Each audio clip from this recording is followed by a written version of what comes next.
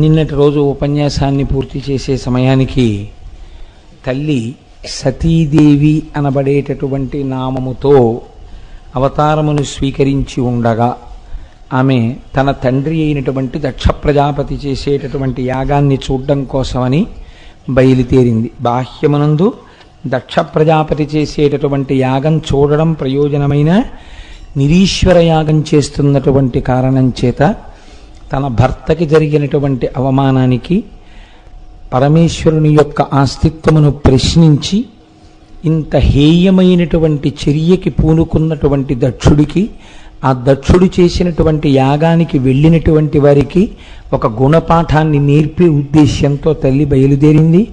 అలా బయలుదేరింది అని చెప్పడానికి మనకి ఆధారం ఏమి అన్నదాన్ని నేను మీకు శృతిలోంచి విశ్వస్య భేషజీ రుద్రస్య భేషజీ అని వేదం ఎందుకు పిలిచిందో, ఆ అమ్మవారు అలా బయలుదేరి వెళ్ళడం వెనకాతల ఉండేటటువంటి అంతరార్థమేమో మీకు నిన్నటి రోజున విజ్ఞాపన చేసి ఉన్నాను. తల్లి బయలుదేరి వెడుతున్నప్పుడు ప్రమదగణాలు, ఆ తల్లి కట్టుకోవలసినటువంటి పట్టుపుట్టాలు, అలంకారం చేసుకోవలసినటువంటి నగలు, ఆవిడ పెట్టుకునేటటువంటి పువ్వులు, ఆవిడ ధరించేటటువంటి కస్తూరి తిలకము మొదలైన వాటినన్నింటినీ తీసుకుని వారు కూడా జయజయనాదములు చేస్తూ గంటలు మోగిస్తూ ఆ విమానం పక్కన ప్రమదగణాలన్నీ కూడా బయలుదేరాయి. ఇలా వెడుతుండగా మనమున మోదమందుచు ఉమాతరుణీమణిగాంచే దారు మృత్కనక కుశాజినాయస నికాయ వినిర్మిత పాత్రసీమము అనుపమ వేదఘోష సుమహత్ పశుబంధన కర్మభూమమున్ ముని విభుదాభిరామము సముజ్వల హోమము యాగధామమున్. ఎక్కడో లేదండి, అది దక్షారామం. మన కాకినాడ పక్కనే ఉంది దక్షారామం. ఆ తల్లి విమానంలో వెడుతూ కింద ఉన్నటువంటి దక్షారామాన్ని చూసింది. ఓహో, ఎక్కడ చూసినా యాగశాలలు నిర్మింపబడి ఉన్నాయి, హోమగుండాలు నిర్మింపబడి ఉన్నాయి. ఆ చేస్తున్నటువంటి యాగములోంచి పైకి లేచినటువంటి కొంత ధూమము కనపడుతోంది. అంటే ప్రారంభమునందు యాగం చేసేటప్పుడు అగ్నిహోత్రం నుంచి పొగ ఎక్కువ రాకూడదు. అలాగే అక్కడ కట్టబడినటువంటి ఆ యజ్ఞ పశువులు మొదలైనటువంటి వాటన్నింటినీ తల్లి చూసింది. చూసి విమానం దిగి ఆ యజ్ఞశాలలోకి ప్రవేశించింది అమ్మవారు. ప్రవేశిస్తే చనుదించిన మొగువను జననియు సోదరులు తక్క సభగల జనులెల్లను దక్షుని వలని భయమున అనయము అప్పుడు ఆదరింపరైరి మహాత్మా. ఆ వచ్చినటువంటి తల్లి సతీదేవిని జననియు కన్న తల్లి, సోదరులు, తోడపుట్టినటువంటి అన్నదమ్ములు తప్ప మిగిలినటువంటి వాళ్ళు ఎవ్వరూ పలకరించలేదు. తల్లి యొక్క అనుగ్రహం చేత బతుకుతున్నటువంటి లోకం, ఏ తల్లి శక్తి రూపంగా ఉంటే నడయాడుతోందో ఆ లోకం, తల్లి లోపలికి వస్తుంటే దక్షుడు శపిస్తాడేమోనన్న భయం చేత ఎవ్వరూ సతీదేవిని పలకరించడానికి కూడా ఇష్టపడలేదు. ముఖాలు పక్కకి తిప్పుకున్నారు. మరి తల్లియు పినతల్లులు పరిరంభణమాచరింప పరితోషాశ్రుల్ దొరగగ డగ్గుత్తికతో సరసిజముఖి సేమమరయ సతిదానంతన్. ఒక్క తల్లిగారు, పినతల్లులు, సోదరులు మాత్రం ఆవిడ్ని కుశలం అడిగారు తప్ప. మీరు చూడండి, జీవితంలో అన్నింటికన్నా చాలా బాధాకరమైనటువంటి విషయం ఏంటంటే 10 మందిలోకి వెళ్ళినప్పుడు చాలా దోషభూయిష్టమైనటువంటి నడువడి ఉన్నటువంటి వాళ్ళని చూసినట్టుగా చూస్తూ తన ఎందటువంటి నడువడి లేకపోయినా ఎవ్వరూ పలకరించలేదనుకోండి, వెళ్ళిన వాళ్ళకి ఇంకంతకన్నా అవమానం వేరొకటి ఉండదు. కాబట్టి ఇప్పుడు తల్లి చాలా అవమానాన్ని పొందింది. తన తల్లి, తన పినతల్లులు, తన సోదరులు పలకరించడం పెద్ద విశేషం కాదు. కానీ సభలో ఇంతమంది ఉన్నారు, ఋషులు ఉన్నారు, ఆవిడ జగదంబ. ఆ తల్లి కేనోపనిషత్తులో స్వయంగా ఇంద్రుడికి బోధ చేసింది గురుస్వరూపం. ఏంటి, దేవి భాగవతంలో ఒక మాట అంటారు, తల్లి నువ్వు లేకుండా అసలు యజ్ఞం ఎక్కడుందమ్మా అని అడిగారు. అటువంటి తల్లి ఇవాళ యజ్ఞానికి బయలుదేరి వస్తే పలకరించేటటువంటి వాడు కరువైపోయాడు. ఎవ్వరూ ఆవిడ్ని పలకరించలేదు. దానితో ఆవిడ కన్నుల వెంట బాష్పధారలు కారి చాలా అవమానమును పొందినదై తండ్రి వంక చూసింది. తండ్రి అసలు ఈవిడిని చూసి జుగుప్సతో చూడరాని వ్యక్తిని చూసినట్టు, అసలు పిలవని దానివి నువ్వెందుకు వచ్చావు ఈ సభలో కన్నట్టు చాలా జుగుప్సతో కూడినటువంటి భావంతో దక్షుడు ఆ సతీదేవి వంక చూశాడు. తల్లి ఆగ్రహం చెందింది. అసలు ఆవిడ ఇంకా లోపలికి వెళ్ళలేదు, ఎవరిని పలకరించలేదు. ఆవిడ వెంటనే అక్కడ నిలబడి ఒక మాట అంది.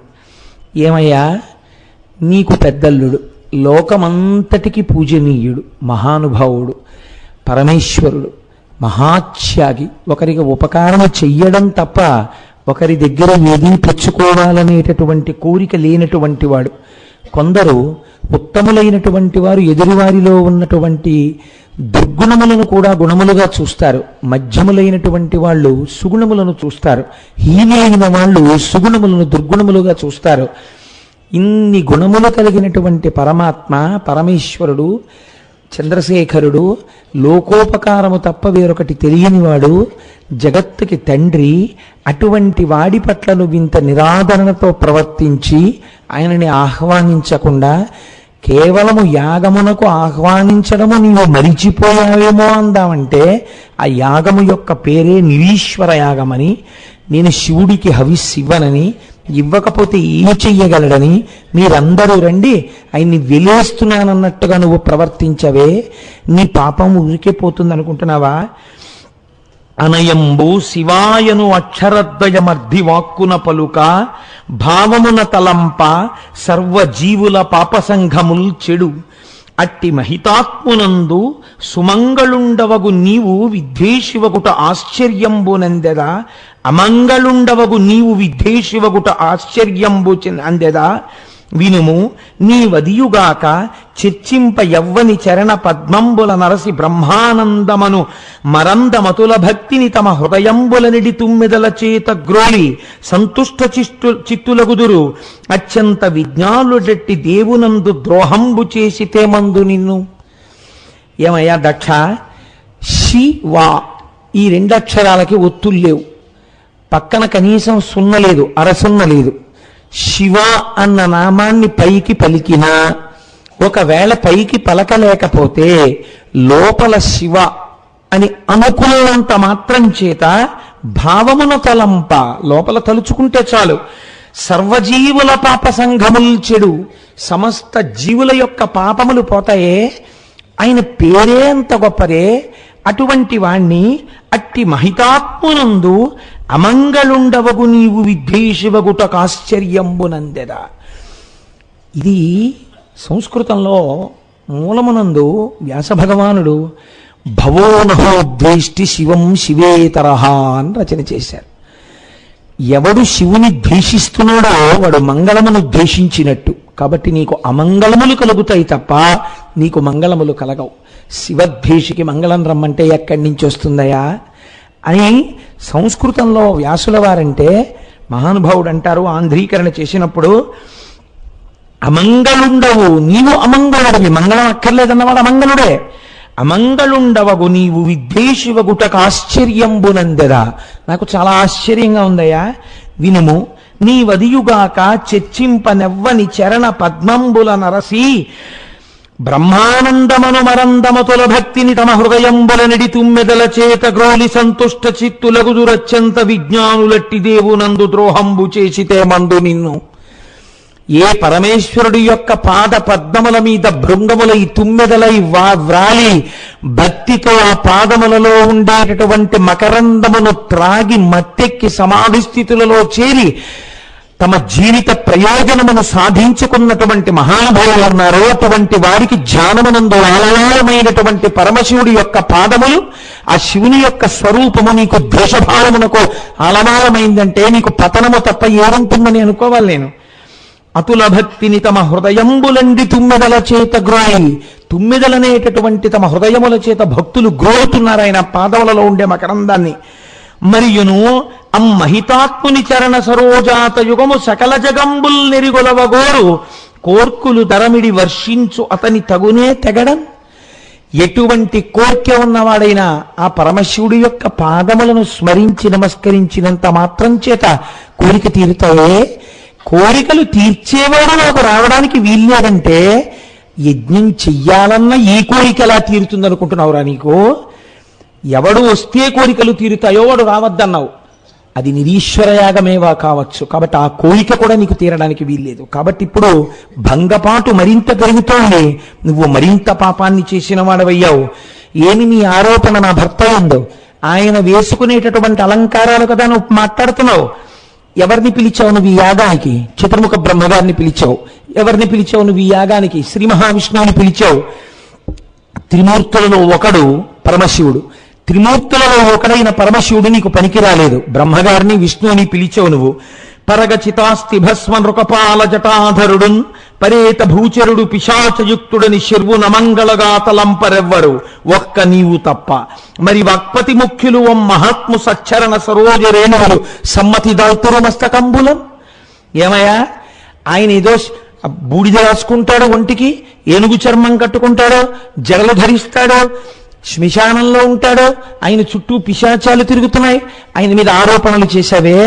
శివతత్వం నీకేమైనా తెలుసా? ఎందుకు అలా ఉంటాడో నీకు ఎరిగావా?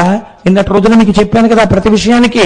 అంత పరమ పవిత్రమైనటువంటి శంకరుణ్ణి పట్టుకుని అనరాని మాటలు అన్నావే. ఆ మహాత్ముని యొక్క చరణముల సరోజముల నుంచి రాలేటటువంటి ధూళిని పట్టి చతుర్ముఖ బ్రహ్మగారు తన 4 తలకాయల మీద జల్లుకుంటున్నాడే. ఏం మరి ఆయన చరా ధూళిని తన పాదముల మీద తల్లుకునేటటువంటి చతుర్ముఖ బ్రహ్మగారు ఆహ్వానమునకు యోగ్యుడైతే నా భర్త శంకరుడు ఎందుకు యోగ్యుడు కాలేదు? నీ పక్షపాత బుద్ధి, నీ దుర్బుద్ధి బయట పెడుతోంది. దీనికి ఒక్కటే చెయ్యమని శాస్త్రం చెప్తోంది. నెలకొని ధర్మపాలన వినిర్ముల భర్గు తిరస్కరించు ఒక్కలుని జిహ్మ కోయదము. ఎవడు పరమశివుని నిరాధారంగా ఇలా నిష్కారణంగా పక్షపాత బుద్ధితో దూషిస్తున్నాడో వాడి నాలుక కోసేయాలి. అలా నాలుక కొయ్యలేకపోతే వాడే అక్కడ వెంటనే కర్ణరంధ్రములను మూసుకొని అక్కడి నుంచి దూరంగా వెళ్ళిపోవాలి. ఆ పాపాన్ని పంచుకోకూడదు. ధర్మశాస్త్రాలు అలా మాట్లాడుతున్నాయి శంకరుడు గురించి. జగత పితరవు వందే పార్వతీ పరమేశ్వరవు. జగత్తుకి తండ్రి అయిన శంకరుణ్ణి నువ్వు నింద చేశావు. అటువంటి నింద చేసినటువంటి వాడి కూతురన్న పేరు నాకు ఈ శరీరం ఉన్నంత కాలం ఉంటుంది. నేను ఎక్కడ కనపడినా నన్ను దాక్షాయణి అంటారు, దక్షుడి కూతురు అంటారు, సతీదేవి అంటారు. ఆయనకి సతిని కాబట్టి సతీ అని పిలిపించుకోవడం నాకు ఇష్టమే. కానీ నీ సంబంధం గుర్తొచ్చేటట్టుగా నన్ను దాక్షాయణి అని పిలవాలంటే నీ కడుపున పుట్టిన ఈ శరీరంతో ఉంటే నన్ను పిలుస్తారు. కాబట్టి ఇక నాకు ఇష్టం లేదు. నువ్వు అనుభవించాలా బాధ. కాబట్టి జనుడ జ్ఞానమునం భుజించిన జుగుప్సంబైన అన్నంబు సయ్యన వెళ్ళించి పవిత్రుడైన గతి దుష్టాత్ముండవై ఈశ్వరుంఘను నిందించిన నీ తనూభవ అనంగా ఓర్వ. ఈ హేయ భాజామైనట్టి శరీరమున్ విడచి భాస్వచ్ఛుద్ధి ప్రాపించదన్. తెలియక ఏదో కలుషితమైనటువంటి ఆహారాన్ని తినేసిన తరువాత ఏదో పులుసు అనుకుని ఇంట్లో వండిన పులుసే కదా అని చెప్పి పులుసు పోసుకుని అన్నం తినేసినటువంటి వ్యక్తి ఆఖరణ మజ్జిగ అన్నం తిన్న తర్వాత పక్కనున్న వాళ్ళకి పులుసు వడ్డిస్తుంటే అందులోంచి చచ్చిన బల్లి పైకొస్తే అయ్యో తినేశాను కదా అని కడుపులో పెట్టుకోడు కదా. నోట్లో వేలు పెట్టైనా తిన్నది కక్కేస్తున్నాడు. బలవంతంగా తన కడుపులోది తాను కక్కినట్టు అది కల్మష భూయిష్టమని తెలిసిన తర్వాత తిన్న అన్నాన్ని తిన్నవాడే కక్కినట్టు. పరమద్రోహివి, పాపివి, శంకర ద్వేషివి, శివనింద చేసిన వాడివి. ఇటువంటి నీ కడుపున పుట్టిన శరీరంతో ఉండడాన్ని ఇంకా నేను అంగీకరించను. కాబట్టి భాస్వచ్ఛుద్ధి ప్రాపించదన్. ఈ శరీరాన్ని అగ్నిహోత్రంలో వదిలిపెట్టేస్తున్నాను అని నీలగలాపరాధియకు నీకు తనూభవనౌట చాలదా. తన పాపం ఏమిటో చెప్తోంది. ఎందుకు వదిలిపెట్టవలసి వస్తోందో తెలుసా? చాలు కుమర్త్య నీకు తనుజాతనన్మది సిగ్గు పుట్టెడిన్నేల ధరన్ మహాత్ములకు ఎగ్గునరించడి వారి జన్మముల్ కాల్పనే తలంప జనక కుటిలాత్మగా ఎన్ని చూడగన్. ఎరా నీలగలాపరాధియకు నీకు తనూభవునౌట చాలదా. అయితే నీ పాపమేమిటి అంటావాలో? మహాపాపం చేసిన వాడికి కూతురుగా ఉన్నాను నేను ఇప్పుడు. శివనేడ చేసిన వాడి కూతురుగా నేను ఆయన భార్యగా ఇంకా ఈ శరీరంతో ఉండడానికి ఇష్టపడను. చాలు కుమర్చ్య, ఒక దుర్బుద్ధి కలిగినటువంటి వాడా. నీకు తనుజాతనన్మది సిగ్గు పుట్టెడి. దక్షుడి కూతురు అని ఎవరైనా చెప్తే నేను సిగ్గుతో చచ్చిపోతాను రా. నీలాంటి దురాత్ముడికి కూతురునైనందుకు ధరన్ మహాత్ములకు ఎగ్గునిరించడి వారి జన్మముల్ కాల్చనే. మహాత్ముల పాలిట అపచారం చేద్దామని ప్రయత్నం చేసేటటువంటి దౌర్భాగ్యుల యొక్క జన్మ కాల్చన ఎందుకు పనికొస్తుంది ఆ జన్మ? తలంప జనక కుటిలాత్మక ఎన్ని చూడగన్. ఆలోచించి చూడగా నీ వంటి వాడికి కుమార్తెగా ఉండాలని నేను అనుకుంటానా? అన్నిటికన్నా నా బాధ ఏమిటో తెలుసా? నా భర్త పరమజ్ఞాని, మహోదారుడు. ఇప్పుడు నువ్వు నన్ను ఇంత అవమానం చేస్తే నేను వెనక్కి వెళ్ళిపోతే ఏం చేస్తాడో తెలుసా? ఏమీ అనడు. అయ్యో ఇంత అవమానం పొందావా అని అడగడు.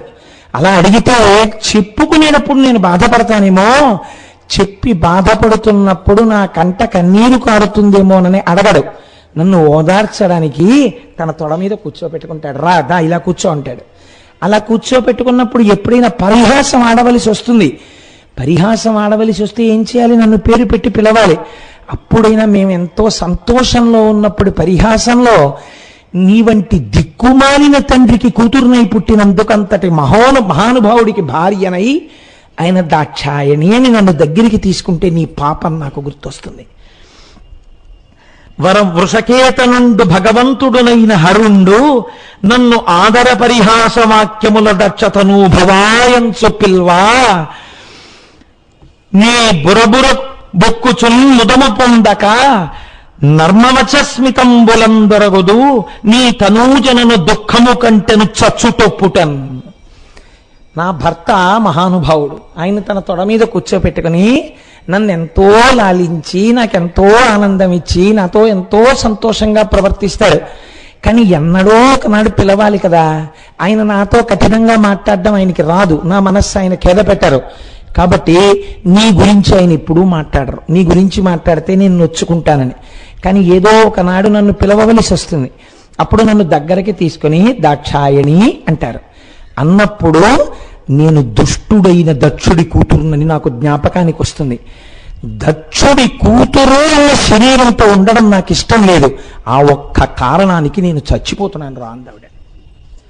అలా నిలబడిపోయారండి యాగంలో ఉన్న వాళ్ళందరూ.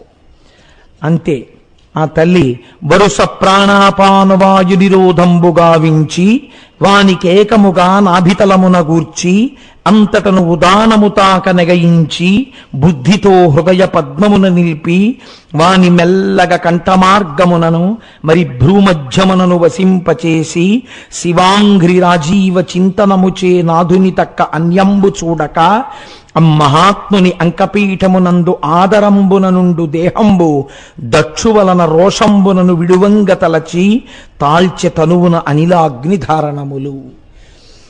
శంకరుడి యొక్క ఎడమ తొడ మీద కూర్చోడానికి అర్హమై అలా కూర్చునేటటువంటి ఆ శరీరం దక్షుడి కూతురి యొక్క శరీరంగా ఉండడాన్ని ఇంకా ఆవిడ అంగీకరించలేదు. కాబట్టి ఆవిడ వెంటనే అక్కడ పద్మాసనం వేసుకుని ప్రాణ అపాన వ్యాన ఉదాన సమానం అనేటటువంటి వాయువుల్ని ఒకదాంతో ఒకటి కలుపుతూ మూలాధారం దగ్గర నుంచి వాయువుల్ని పైకి లేపి భ్రూమధ్యం దగ్గరికి తీసుకొచ్చి సహస్రారానికి తీసుకెళ్లే ముందు శరీరంలో అగ్నిహోత్రాన్ని పుట్టించి యోగాగ్నిని భ్రూమధ్యమునందు ఆజ్ఞాచక్రమ మీద శంకరుడి యొక్క పాదపద్మములను ధ్యానం చేస్తూ ఆ పాదపద్మములే చూస్తూ అందరూ చూస్తుండగా ఒక్క క్షణంలో అగ్నిహోత్రంలో భస్మమైపోయింది తల్లి. బూది కుప్పయ్యి పడిపోయింది. పడిపోగానే అక్కడున్న వాళ్ళందరూ కూడా అరవా అప్పుడు వీక్షించి మహారోషముతోడా అక్కడున్న వాళ్ళందరూ గబగబా లేచారు. అయ్యయ్యో సకల చరాచర జనకుడైనట్టి ఈ దక్షుండు తన కూర్మితనయ మానవతి పూజనీయ ఈ సతి తనచే అవమానంబునుంది సమక్షమందు గాయంబు తొరగంగ కనుగొనుచున్నవాడిట్టి దురాత్ముడిందేమి కలడే అనుచు చిత్తంబుల ఆశ్చర్యంబులొందిరదియునుగాక ఇట్లనిరి ఇట్టి దుష్టచిత్తుండు బ్రహ్మబంధుడనైన ఈతడనయంబుదా నపఖ్యాతి పొందు నిందపడి మీద దుర్గతి చెందుగాక ఎనుచు జనములు పలుక అయ్యవసరమునా. అక్కడ ఉండే వాళ్ళందరూ వీడు ప్రజాపతే, వీడు బిడ్డల్ని కన్నవాడా, ఎదురుగుండా కన్న కూతురు పిలవకపోయినా వస్తే అమ్మ రా అని అనలేదా, పైగా తల్లి అంత బాధపడి ఏడిచి మాట్లాడుతుంటే లేచి వెళ్ళి కనీసం ఇలా పట్టుకుని అమ్మా అంత బాధపడకు అని అనలేదా? ఎదురుగుండా అలా పద్మాసనం వేసుకుని అగ్నిహోత్రాన్ని పుట్టించి యోగాగ్నిలో ఆవిడ రగిలిపోయి కాలిపోయిందా? వీడు అలాగే కూర్చుని యాగం చేసుకుంటున్నాడా? వీడు తండ్రా? వీడు ప్రజాపత? వీడు అనుభవించి తీరుతాడు. ఉపద్రవం వస్తుంది, జగత్తునందు పరమ అపఖ్యాతిని పొందుతాడు. ఏ ప్రజాపతికి లేనంతటి దుష్ట కీర్తి దక్షుడు పొంది తీరుతాడు. అమ్మవారిని కూతురుగా పొంది పరమశివుణ్ణి అల్లుడిగా పొందినా దక్షుడి పేరుని గౌరవించకుండా లోకం దక్షుడనేటప్పటికీ దక్షయజ్ఞం గుర్తొచ్చేటట్టుగా, యజ్ఞ విధ్వంసము జ్ఞాపకానికి వచ్చేటట్టుగా అయి తీరుతుందనుకున్నారు. ఎప్పుడైతే అమ్మవారు యోగాగ్ని యందు భస్మమైపోయిందో అక్కడ ఉన్నటువంటి రుద్రగణాలన్నీ ఒక్కసారి లేచాయి. లేచి వాళ్ళు దక్షుడి మీదకి వెళ్ళబోయారు. ఒక్కొక్క సమయంలో అభిమానము ఉండడం దోషం కాదు, కానీ ఆ అభిమానము వెర్రితలలు వేసి తాను అభిమానించని వ్యక్తి యొక్క సర్వనాశనమును అంగీకరించే మనస్సుగా మాత్రం పరిణమించకూడదు. ఎప్పుడు ఒక్కటే కోరుకోవాలి, తాను ఎందుకు అభిమానించడు అన్నదానికి ఒక నిశ్చితమైన కారణం ఉండాలి, ధర్మబద్ధమైన కారణం. అది దిద్దపడితే ప్రేమించగలగాలి.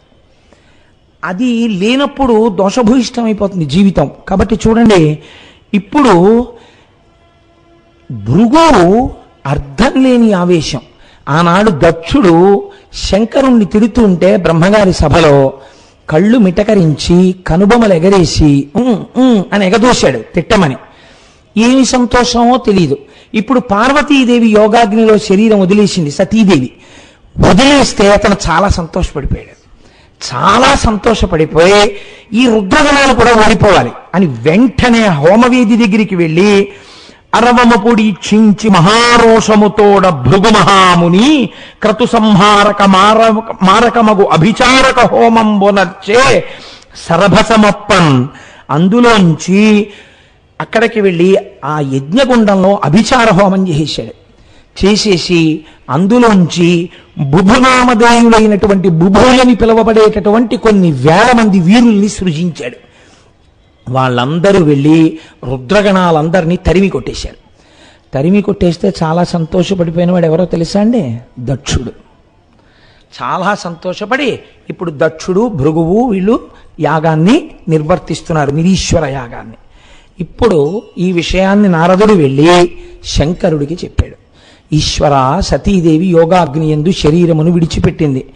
రుద్రగణములు తిరగబడితే భృగువు ఆ హోమగుండంలో ఆభిచారిక హోమం చేశాడు. ఆ అభిచారిక హోమంలోంచి బుభువులనబడేటటువంటి వీరులు పుట్టారు. వాళ్ళు రుద్రగణములను ఓడించారు. నిరీశ్వర యాగం వాళ్ళు మళ్ళీ చేస్తున్నారు అని చెప్పాడు. అప్పటి వరకు ప్రశాంత చిత్తుడై కూర్చున్నాడు శంకరుడు. ఆద్యుండుగ్రుడు నీలకంఠుడి బదైత్యారాతి దష్టోష్టుడై ఆద్యద్భౌరి ముగేంద్ర ఘోషమున భీమ ప్రక్రియన్నవుచున్ విద్యుద్వహ్నిశిఖా సముచ్చయ రుచిన్ వెల్గొందు చెంచజ్జటన్ సద్యక్రోధముతోడ బూంచి వైచన్ క్ష్మాచక్ర మధ్యంబునన్. ప్రశాంతంగా కూర్చునేటటువంటి శంకరుడు ఒక్కసారి తన ఆసనం నుంచి లేచాడు. ఆద్యుండుగ్రుడు, అమ్మవారు రుద్రుడిగా మార్చింది శివుణ్ణి. ఒక్కసారి ప్రళయకాలంలో ఉండే రుద్రుడు ఎలా ఉంటాడో అంత కోపంతో లేచాడు. ఇభ దైత్యారాతి దష్టోష్టుడై ఆద్యద్భూరి మృగేంద్ర ఘోషమున భీమ ప్రక్రియన్నవుచున్. పెద్ద సింహం పరమ ఆకలితో ఉండి కోపంతో ఉన్నప్పుడు వెళ్ళి ఆ సింహం యొక్క తోక పట్టుకుని ఎవరైనా లాగితే అప్పుడు ఆ సింహము ఆ ఎదురుగుండా ఉన్న జంతువు ఎంత చిన్న జంతువైనా సరే దాన్ని తన పంజాతో కొట్టే ముందు నోరంతా విప్పి ఎంత భయంకరమైన గర్జన చేస్తుందో అటువంటి గర్జన ఒకటి చేశాడు. చేసి భీమ ప్రక్రియ నవ్వుచున్ పెద్ద నవ్వొకటి నవ్వాడు. విద్యున్మహ్నిశిఖాసముచ్చయ రుచిన్ వెల్గొందు చించజటన్. మిరిసిపోతున్నటువంటి తన జటాజూటంలోంచి ఒక జటని పైకి పీకాడు. పీకి సద్యక్రోధముతూడ పూంచి వైచన్ క్ష్మాచక్ర మధ్యంబునన్. ఆ పుట్టినటువంటి క్రోధాన్ని అణుచుకోలేక చేతిలో ఉండేటటువంటి ఆ జటని తీసి నేలకేసి కొట్టాడు. కొట్టేటప్పటికి ఆ జట నేలకి తగలడం, అందులోంచి ఒక పురుషుడు ఆవిర్భవించడం మొదలైంది. అభ్రంలిహాదభ్ర విభ్రమాభ్రభ్రమ కృనీల దీర్ఘ శరీరమర ప్రజ్వల జ్వలన దీప్త జ్వాలికాజాల జజ్వల్యమాన కేశములు మెరయ జండ దిగ్వేదండ శుంఠావదుర్దండ సాహస్రధృత హేతి సంఘమప్ప వీక్షణత్రయలోక వీక్షణజ్యుతిలోక నీక్షణతతి దుర్నిరీక్షమగుచు గ్రకచ కఠిన కరార దంస్ట్రలు విలుంగ ఘన కపాస్తి వనమాలికలు దనరా అఖిలలోక భయంకరుండగుచు వీరభద్రుడు దయించే మారట రుద్రుడగుచు. ఎప్పుడైతే ఆ జటని నేల మీద కొట్టాడో అభ్రంలిహాదభ్ర విభ్రమాభ్రభ్రమ కృన్నీల దీర్ఘ శరీరమర, నల్లటి శరీరంతో పెద్ద శరీరంతో ఒక పురుషుడు, అంతటి పురుషుడు పుట్టాడు. పక్కన పెద్ద పెద్ద కోరలు మెరుస్తున్నాయి. 1000 చేతులు ఆవిర్భవించాయి ఆయనకి. 1000 చేతులతో 1000 ఆయుధాలు పట్టుకున్నాడు. ఎలా ఉన్నాడంటే ఇంకా అయితే పరిగెత్తానే, అంత కోపంతో ఊగిపోతున్నాడు. అంత ఊగిపోతూ 1000 ఆయుధములతో ప్రహారము చేస్తూ కనపడ్డవాడిని కనపడ్డట్టు సంహరించడానికి వేరొక రుద్రుడు ప్రళయకాలమునందున్నవాడు ఎలా ఉంటాడో ఎలా ఉన్నాడా అన్నట్టుగా ఉన్నాడు. లేచి వీరభద్రుండు విహిత విద్వేషి భద్రుడగుచు తన 1000 చేతులు ముగిచి వినయమసగనేనేమి చేయుదు ఎరుగనాకు నానతిమ్మన్న అతనికయ్యభవుడనియే. 1000 చేతులతో తండ్రి అయిన శంకరుణ్ణి చూడగానే ఒక్కసారి నమస్కారం చేసి మోకాళ్ళ మీద కూర్చుని తల శంకరుడికి తాటించి తల ఎత్తి పైకి చూస్తూ ఘోర రూపంలో ఉన్న శంకరుడి వంక చూసి, నన్నెందుకు పుట్టించారు, ఏమీ ఆజ్ఞ, నేను ఏం చేయాలో నాకు వెంటనే ఆదేశించండి అన్నాడు. అనగానే మీ జనని అయినటువంటి సతీదేవి పట్ల అపచారంతో ప్రవర్తించాడు దక్షుడు, నిరేశ్వరయాగం చేస్తున్నాడు, వెంటనే బయలుదేరి యజ్ఞధ్వంసం చెయ్యమన్నాడు శంకరుడు. అనగుడు రుద్రుజేరి ముదమార ప్రదక్షిణమచరించి వీట్కొని అనివార్య వేగమున కుంభిని గ్రక్కతలన్ జలమో జలధ్వని మణినోపురంబులు పదంబులు మ్రోయగా భీషణ ప్రభల్దనరా కృతాంతకాంతక శితస్ఫుట శూలము భూని జెచ్చరన్. శంకరుడికి ఒక్కసారి ప్రదక్షిణం చేశాడు. ముదమార ప్రదక్షిణమచరించి వీట్కొని అనివార్య వేగమున కుంభిని ద్రక్కతలం జలం జలధ్వనుల పదనూపులముల్ మ్రోయా. ఎవ్వరూ కూడా ఇంకా ఒక్కసారి వీరభద్ర ఆగడానికి లేదు, ఇక ఆపడం సాధ్యం కాదు. అటువంటి అనివార్యమైనటువంటి వేగంతో కాళ్ళకి కట్టుకున్నటువంటి ఆ మంజీరములు గల గల గల మోగుతుండగా భూమి అదిరిపోతుంటే పరిగెత్తుకుంటూ దక్షుడు చేస్తున్నటువంటి యజ్ఞం వైపుకి వెళ్ళాడు. ఆయన వెళుతుంటే ఆయన వెనకాతల ప్రమథగణాలన్నీ బయలుదేరాయి. పెద్ద చీకట్లు పుట్టాయి ఆయన శరీరం చేత. ఎక్కడ చూసినా ధూళి పైకి రేగుతోంది. దక్షయజ్ఞంలో కూర్చున్న వాళ్ళు అనుకున్నారు, ఏమిటి ఇంత ధూమం పుడుతోంది, ఒకవేళ కానీ మనం చేసినటువంటి దారుణమైన పని చేత మహానుభావుడైనటువంటి శంకరుడు కోపాన్ని పొందినటువంటి వాడై ఈ దక్షయజ్ఞ ధ్వంసానికి పూనుకోలేదు కదా అని వాళ్ళు భయపడుతున్నారు. ఈ లోపల రానే వచ్చాడు. ఆ యజ్ఞ వాటియందు ఆయన ప్రవేశించేసరికి ఆయన యొక్క ఉగ్రరూపాన్ని చూశారట. ఆ ఘోర రూపాన్ని చూడడం చాలా కష్టం. అది ఈశ్వరుడు యొక్క ఘోర రూపాన్ని చూడగానే నమస్తే రుద్రమన్యవ ఉతోత ఇషవే నమః అంది ఉభయతర నమస్కారాలతో. అటువంటి వాడు ఆ యజ్ఞశాలలోకి పరిగెత్తాడు. ఎక్కడి వాళ్ళు అప్పటి వరకు ఈ అహా నవ్వుకుంటూ కూర్చున్నారు. కూర్చున్న వాళ్ళు ఇంద్రుడు లేచి ముందు పరిగెడుతున్నాడు. నన్ను పట్టుకుంటాడేమో ముందు దేవలోకాధిపతినని. ఆ వెనక చంద్రుడు పరిగెడుతున్నాడు. ఆ వెనక తల అగ్నిహోత్రాలు అప్పటి వరకు యాగాగ్ని ఎందున్న అగ్నిహోత్రాలు పురుష రూపం దాల్చి పారిపోతున్నాయి. పోకునాముందర పోరాదు దేవేంద్ర పోయిన పోవునే భుజగశయన ఎటు పోయదెందు పోయదవగ్ని నిలు నిలు నిలు నిలు నిరజాప్త బంటుతనమున కాదు పారకు యమరాజ పవమానమెక్కడ బరెదింక పంబవైతివి ఏని చందుర మగవాడ రణమున బరెదే రాజరాజ వీరులైన వారు వెనకకు పోదురే మగతనంబు నిడువ తగునెవరున పోకుడింక మీరు పోయిన పోకున్న పోటు సిద్ధమెల్ల బంగులందు.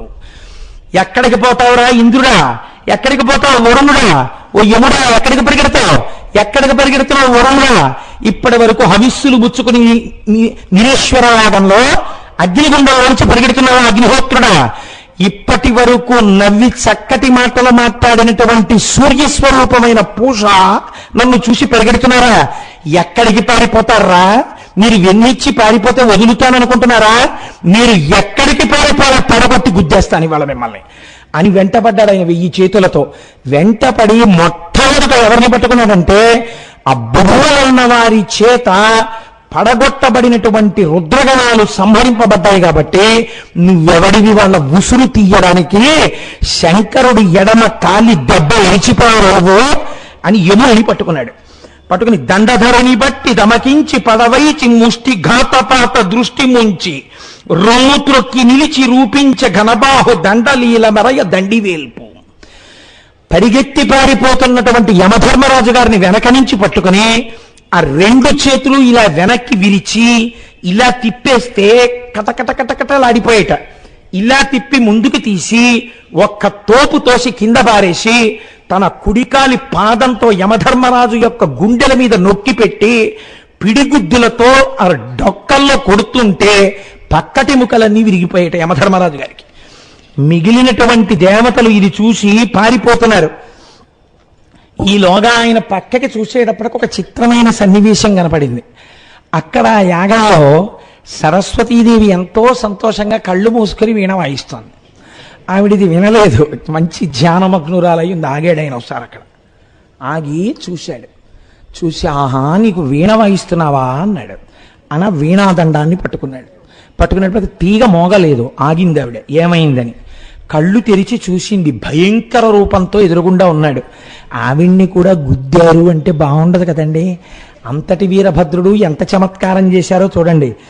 హరుడఖిల గురుండని యుర్వరం రోయగ ఇచటికేల వచ్చితి చెప్పుమా వరదయనుచు తుద గోరున సరసాకృతి వాణి ముక్కు సయ్యన చిదిమెన్. ఏమ్మా నువ్వు శివుడికి చెల్లెలివి కదా, ఆయన జ్ఞానం ఇస్తాడు. ఆయన ఢమరుక మోగిస్తే మహేశ్వర సూత్రాలు వచ్చాయి. సమస్త విద్యలకి అధినాథుడైన మౌనంగా ఉండి చెప్తాడు, మాటతో చెప్తాడే. ఆయనలోంచి వచ్చినటువంటి జ్ఞానములకు నిన్ను అధిదేవతగా పిలుస్తాడే. అన్నగారి కమలానం జరుగుతూ యాగం జరుగుతుంటే సిగ్గు లేదా ఇక్కడికి వచ్చి కూర్చుని వీణ వాయిస్తున్నావా నువ్వు? నీకు యాగం కావలసి వచ్చిందా అని గట్టిగా గిల్లితే చచ్చిపోతుందేమోనని బొటన వేలికి చిటికిన వేలు గోరు పెట్టి ముక్కు గిల్లేసేట. గిల్లేస్తే ఇప్పటికీ దక్షమాటికి నేను చెప్తారో తెలుసా అండి, ముక్కు ఊడిపోయి కింద పడిపోయింది. సరస్వతీదేవి అంగవిహీన అయింది. సరస్వతీదేవి అక్కడ ముక్కు ఊడిపోయింది. మళ్ళీ శంకరుడు వరం ఇచ్చాడు ముక్కు అంటుకుంటుందని. కాబట్టి అలా సరస్వతీదేవి ముక్కు గిల్లేస్తే సరస్వతీదేవి నోటి తాంబూలపు ఎర్రని నీటి చుక్క తాగితే మహాకవులయ్యేవారు. ఇవాళ వికృత రూపిణి అయి నెత్తురు కారిపోతున్న సరస్వతీదేవిని చూసి అదిరిపడి కిన్నెరకాంతల దగ్గర నుంచి లేచి పరుగులు మొదలెట్టారు. భగులే కూకటి పట్టి నిష్ఠురగతిన్ పండ్లూడ నోరంతయున్ పగులన్ రేసి కుదించుచున్ బగరచున్ పాపాత్మునిన్ దక్షునిన్ తగవే చూచిన కన్నులేవి అనుచున్ దట్టించి లీలాగతిన్ భగుకన్నుల్ వెరకెన్ సురల్ బెగడగా భద్రుండు రుద్రత్ముడై. ఆ భృగు అక్కడే కూర్చుని అలా ఉండిపోయాడు. వెళ్ళి దగ్గరికి వెళ్ళి పట్టుకున్నాడు.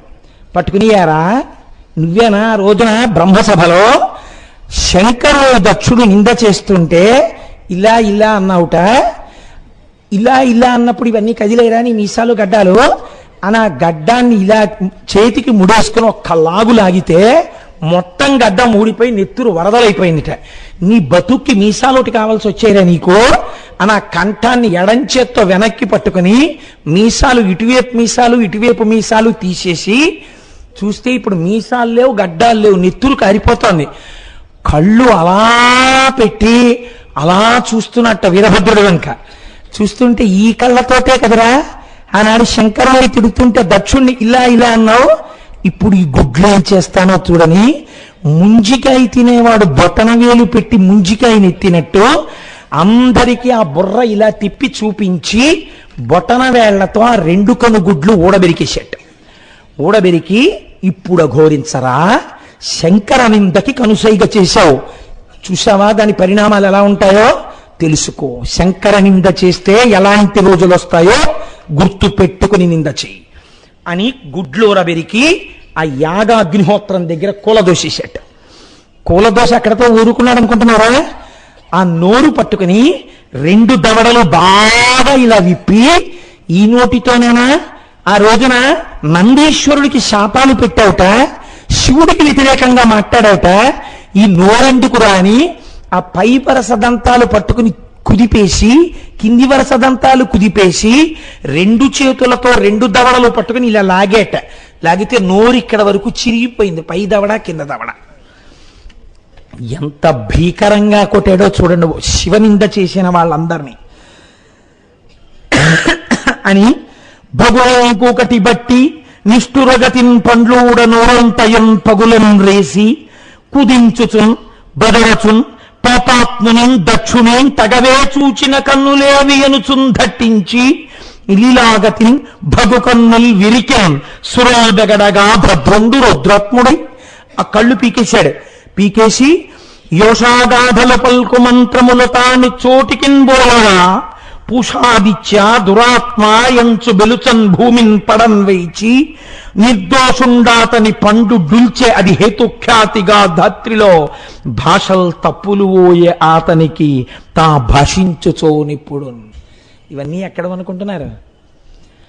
ఎప్పుడో మహానుభావుడు పరమశివ భక్తుడు కనుక పోతన గారు వీరభద్ర విజయంలో చేసుకున్న పద్యాలు కాబట్టి పడగొట్టి ఆ రోజున పూష అనబడేటటువంటి ఆదిత్య సూర్య రూపం అది. ఆ సూర్య రూపాన్ని నోటితో మంచి మాటలు పలకాలి. నువ్వు సూర్యుడివి, జ్ఞానమూర్తివి. నువ్వు ఇటువంటి యాగం జరగకూడదని చెప్పవలసిన వాడివి, కర్మసాక్షివి. నోటితో మంచి మాటలు చెప్పవలసిన వాడివి. చెప్పకుండా నిరీశ్వర యాగంలో కూర్చున్నావా? హవిస్సులు తిందా అని పళ్ళికిలించి చూస్తున్నావా? నీకెందుకురా ఈ నోరు? నీ నోట మంచి మాటలు రావు కదా, ఇంకెందుకు నువ్వు మాట్లాడేది అని ఆయన కింద పడగొట్టి మోకాటితో ఆయన గుండెల్ని తొక్కి పట్టి నోరు తెరిచి ఆ లోపల ఉన్న పళ్ళు పట్టుకుని ఇలా నలిపేస్తే ఇలా ఇలా ఇలా ఇలా ఇలా అంటే మొక్కజొన్న గింజలు ఊడిపోయినట్టు పై వరస పళ్ళు కింద వరస పళ్ళు ఊడిపోతే ఆ నోట్లోనే పడిపోయినటువంటి పళ్ళని నీళ్లలో పడిపోయిన దానిమ్మ గింజలు వేసినట్టుగా ఏరేసి నెట్టితో కూడిన పళ్ళు గాలిలో విసిరేసి ఉరా ఇవాళ నుంచి నువ్వు మాట్లాడితే పళ్ళు లేవు కదా, భాష ఎందు తప్పులు రావడం అన్నవని నీతోటే మొదలు అని చెప్పాడు. ఇంతటి జ్ఞాని అయినటువంటి పూష అనబడేటటువంటి సూర్యుడికి ఆనాటి నుంచి పళ్ళు లేక ఇంతటి మహానుభావుడు ఆ సూర్యస్వరూపం సరిగ్గా మాట్లాడలేకపోయింది. ఆనాటి నుంచే భాషలో తప్పు రావడం అన్నది ప్రారంభమైంది. వీరభద్రుడు యొక్క విజృంభణము చేత వచ్చింది. అలా చూశాట. అసలు సరే ఇంద్రాదుల యొక్క పక్కటెముకలు విరిగిపోయాయి. నేను ఎన్ని పద్యాలని చదవను మీ దగ్గర, ఒక్కడిని విడిచిపెట్టలేదు. చంద్రుడు చల్లటి వాడు. ఒక పరిగెత్తి పరిగెత్తి పరిగెత్తి పరిగెత్తి వీరభద్రుడు పట్టుకుంటాడేమోనని ఒక మూల నక్కి నక్కి చూస్తున్నట్ట. ఎంత నక్కి నక్కి చూస్తున్నా తెల్లటి కాంతి పడుతుంటుంది కదండి, వెనక నుంచి వెళ్ళి పట్టుకున్నట్ట. పట్టుకుని చంద్ర నిన్ను ధరించియున్న పరమున్ సర్వేశ్వరం బాసి ఈ ఇంద్రాదిత్యుల భంగినేడు భూమిపై నెతించి ఈ చోట మత్సాంద్ర క్రోధ హతుండవైతి వనుచున్ జంకించి పాదంబులన్ చంద్రున్ భూగతు చేసి ప్రామె చిదుకన్ సంగ్రామ రంగంబునన్. ఎంత గొప్ప మాట అన్నారంటే ఆ చంద్రుణ్ణి వెనక నుంచి పట్టుకునియారా, నీకు క్షయవ్యాధి వచ్చేస్తే ఆనాడు వెళ్ళి అక్కడ కూర్చుని శంకరుడి గురించి తపస్సు చేశావా? మహానుభావుడు నీకు క్షయవ్యాధి 15 రోజులే ఉండేటట్టుగా చిరంజీవిత్వం ఇచ్చి నిన్ను తీసుకెళ్లి తన నెత్తి మీద పెట్టుకున్నాడా? నెత్తి నుంచి దూకి నిరీశ్వర యాగానికి వచ్చి చల్లగా కూర్చున్నావురా నువ్వు, నీకు ఈ యాగం కావలసి వచ్చిందిరా అని చంద్రుణ్ణి కింద పడేసి తన 2 కాళ్లతో ఎక్కి ఒక్క గంతు గెంతేట కడుపు మీద. చంద్రుడు కదండి, ఆ గెంతేటప్పటికి పక్కటెముకలన్నీ విరిగిపోయి కడుపు నిండా నీళ్లు తాగేసిన వాడిని పడుకోబెట్టి కడుపు మీద ఒత్తితే నోట్లోంచి నీళ్లు బుడక్కన వస్తాయి చూడండి. అలా చంద్రుడి మీద 2 కాళ్ళు వేసి తొక్కితే చంద్రుడిలోంచి అమృతధారలు పడతాయి కదా, అమృతధార పైకి లేచి వీరభద్రుడి పాదాలని అభిషేకం చేసిందిట. అమృతపు తుంపరలతో కూడినటువంటి పాదములున్న వీరభద్ర, నీకు జయము జయము నమస్కారం అన్నారు పోతన గారు. అలా మహానుభావులు దేవతల వెంటబడి కొట్టారండి 1000 చేతులతో, ఒక్కడు లేడు. హనుమ సుందరకాండలో ఎలా కొట్టారో అలా కొడుతుంటే ఒక్క పద్యంలో అవధరించండి, మీకు అర్థమైపోతుంది.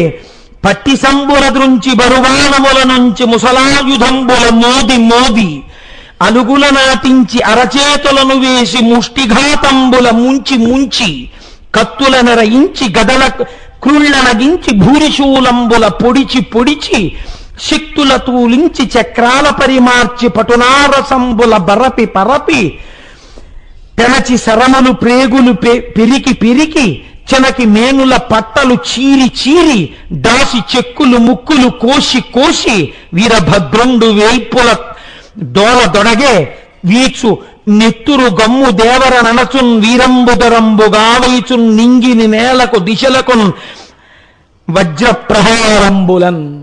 10 దిక్కుల ఎక్కడ చూసినా ఆ వీరభద్రుడు గుద్దుతున్నటువంటి గుద్దే యొక్క చప్పులు వినపడుతున్నాయిట. గుబ్ గుబ్ అని, దుబ్ దుబ్ అన్న చప్పుళ్ళు, అబ్బో అమ్మో అన్న కేకలు, ఎక్కడ చూసినా అవే.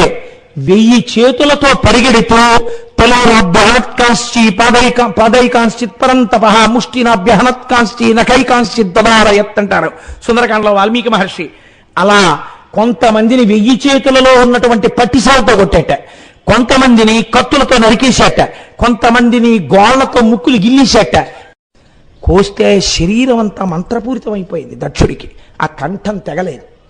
వీరభద్రుడి చేతి ఖడ్గానికి తెగలేదండి. తెగకపోతే పశువా నీ పీక తెగకపోతే ఊరుకుంటాననుకున్నావురా అని గుండెల మీద కుడికాలు పెట్టి తొక్కి పాదంతో ఆ తలకాయని 2 చేతులతోటి గడ్డిని మోపు కట్టినప్పుడు తిప్పినట్టుగా తిప్పేసి దాన్ని బాగా మిలిపడిపోయి సన్నగా అయిపోయిన తర్వాత ఊడబెరికేశాడు. ఊడబెరికి నీ బ్రతుక్కి నినేశ్వర యాగమా, ఈ హోమగుండంలో కదరా వేశావు హవిస్సులన్నీ శివుడికి ఇవ్వనని, నీ తలకాయ వేసేస్తున్నాను ఈ యాగంలోనని అగ్నిహోత్రాన్ని పిలిచి రా వెలుగన్నాడు. హడా వెలిగింది అగ్నిహోత్రం. దీన్ని తీసుకొని ఆ తలకాయ నదిలో పారేశాడు. పారేసి రుద్రగణాలని పిలిచి, ఈ హోమగుండాల్లో కదరా పుచ్చుకున్నారు దేవతలు హవిస్సులు, మీ మూత్రాన్ని విసర్జించండి అన్నాడు. వాళ్ళందరూ హోమగుండాల్లో మూత్ర విసర్జన చేశారు. ఆడలేదు మగ లేదు, కనపడ్డ వాళ్ళని కనపడ్డట్టు కొట్టేశారు. కొట్టేస్తే ఇప్పుడు ఇంతమందిని కొట్టి ఉగ్రమూర్తి ఆ వీరభద్రుడు నాట్యం చేస్తుంటే ఆపగలిగిన మనగాడెవరండి?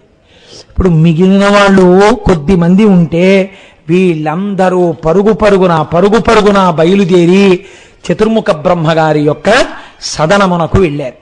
వెళ్ళి, మహానుభావ ఎంత భయంకరమైన స్థితి వచ్చిందయా, దిక్కుమాలిన దక్షుడు యజ్ఞం చేయడం కాదు గాని అవతల సతీదేవి దేహత్యాగం చేసి దెబ్బ తినని వాడొక్కడు లేడు, ఫ్రాక్చర్ అవ్వకుండా బ్యాండేజ్ వేసుకోవలసిన అవసరం లేని వాడొక్కడు లేడు దేవతల్లో. రాక్షసులు యుద్ధం చేసినప్పుడు కూడా ఇలా కొట్టలేదు.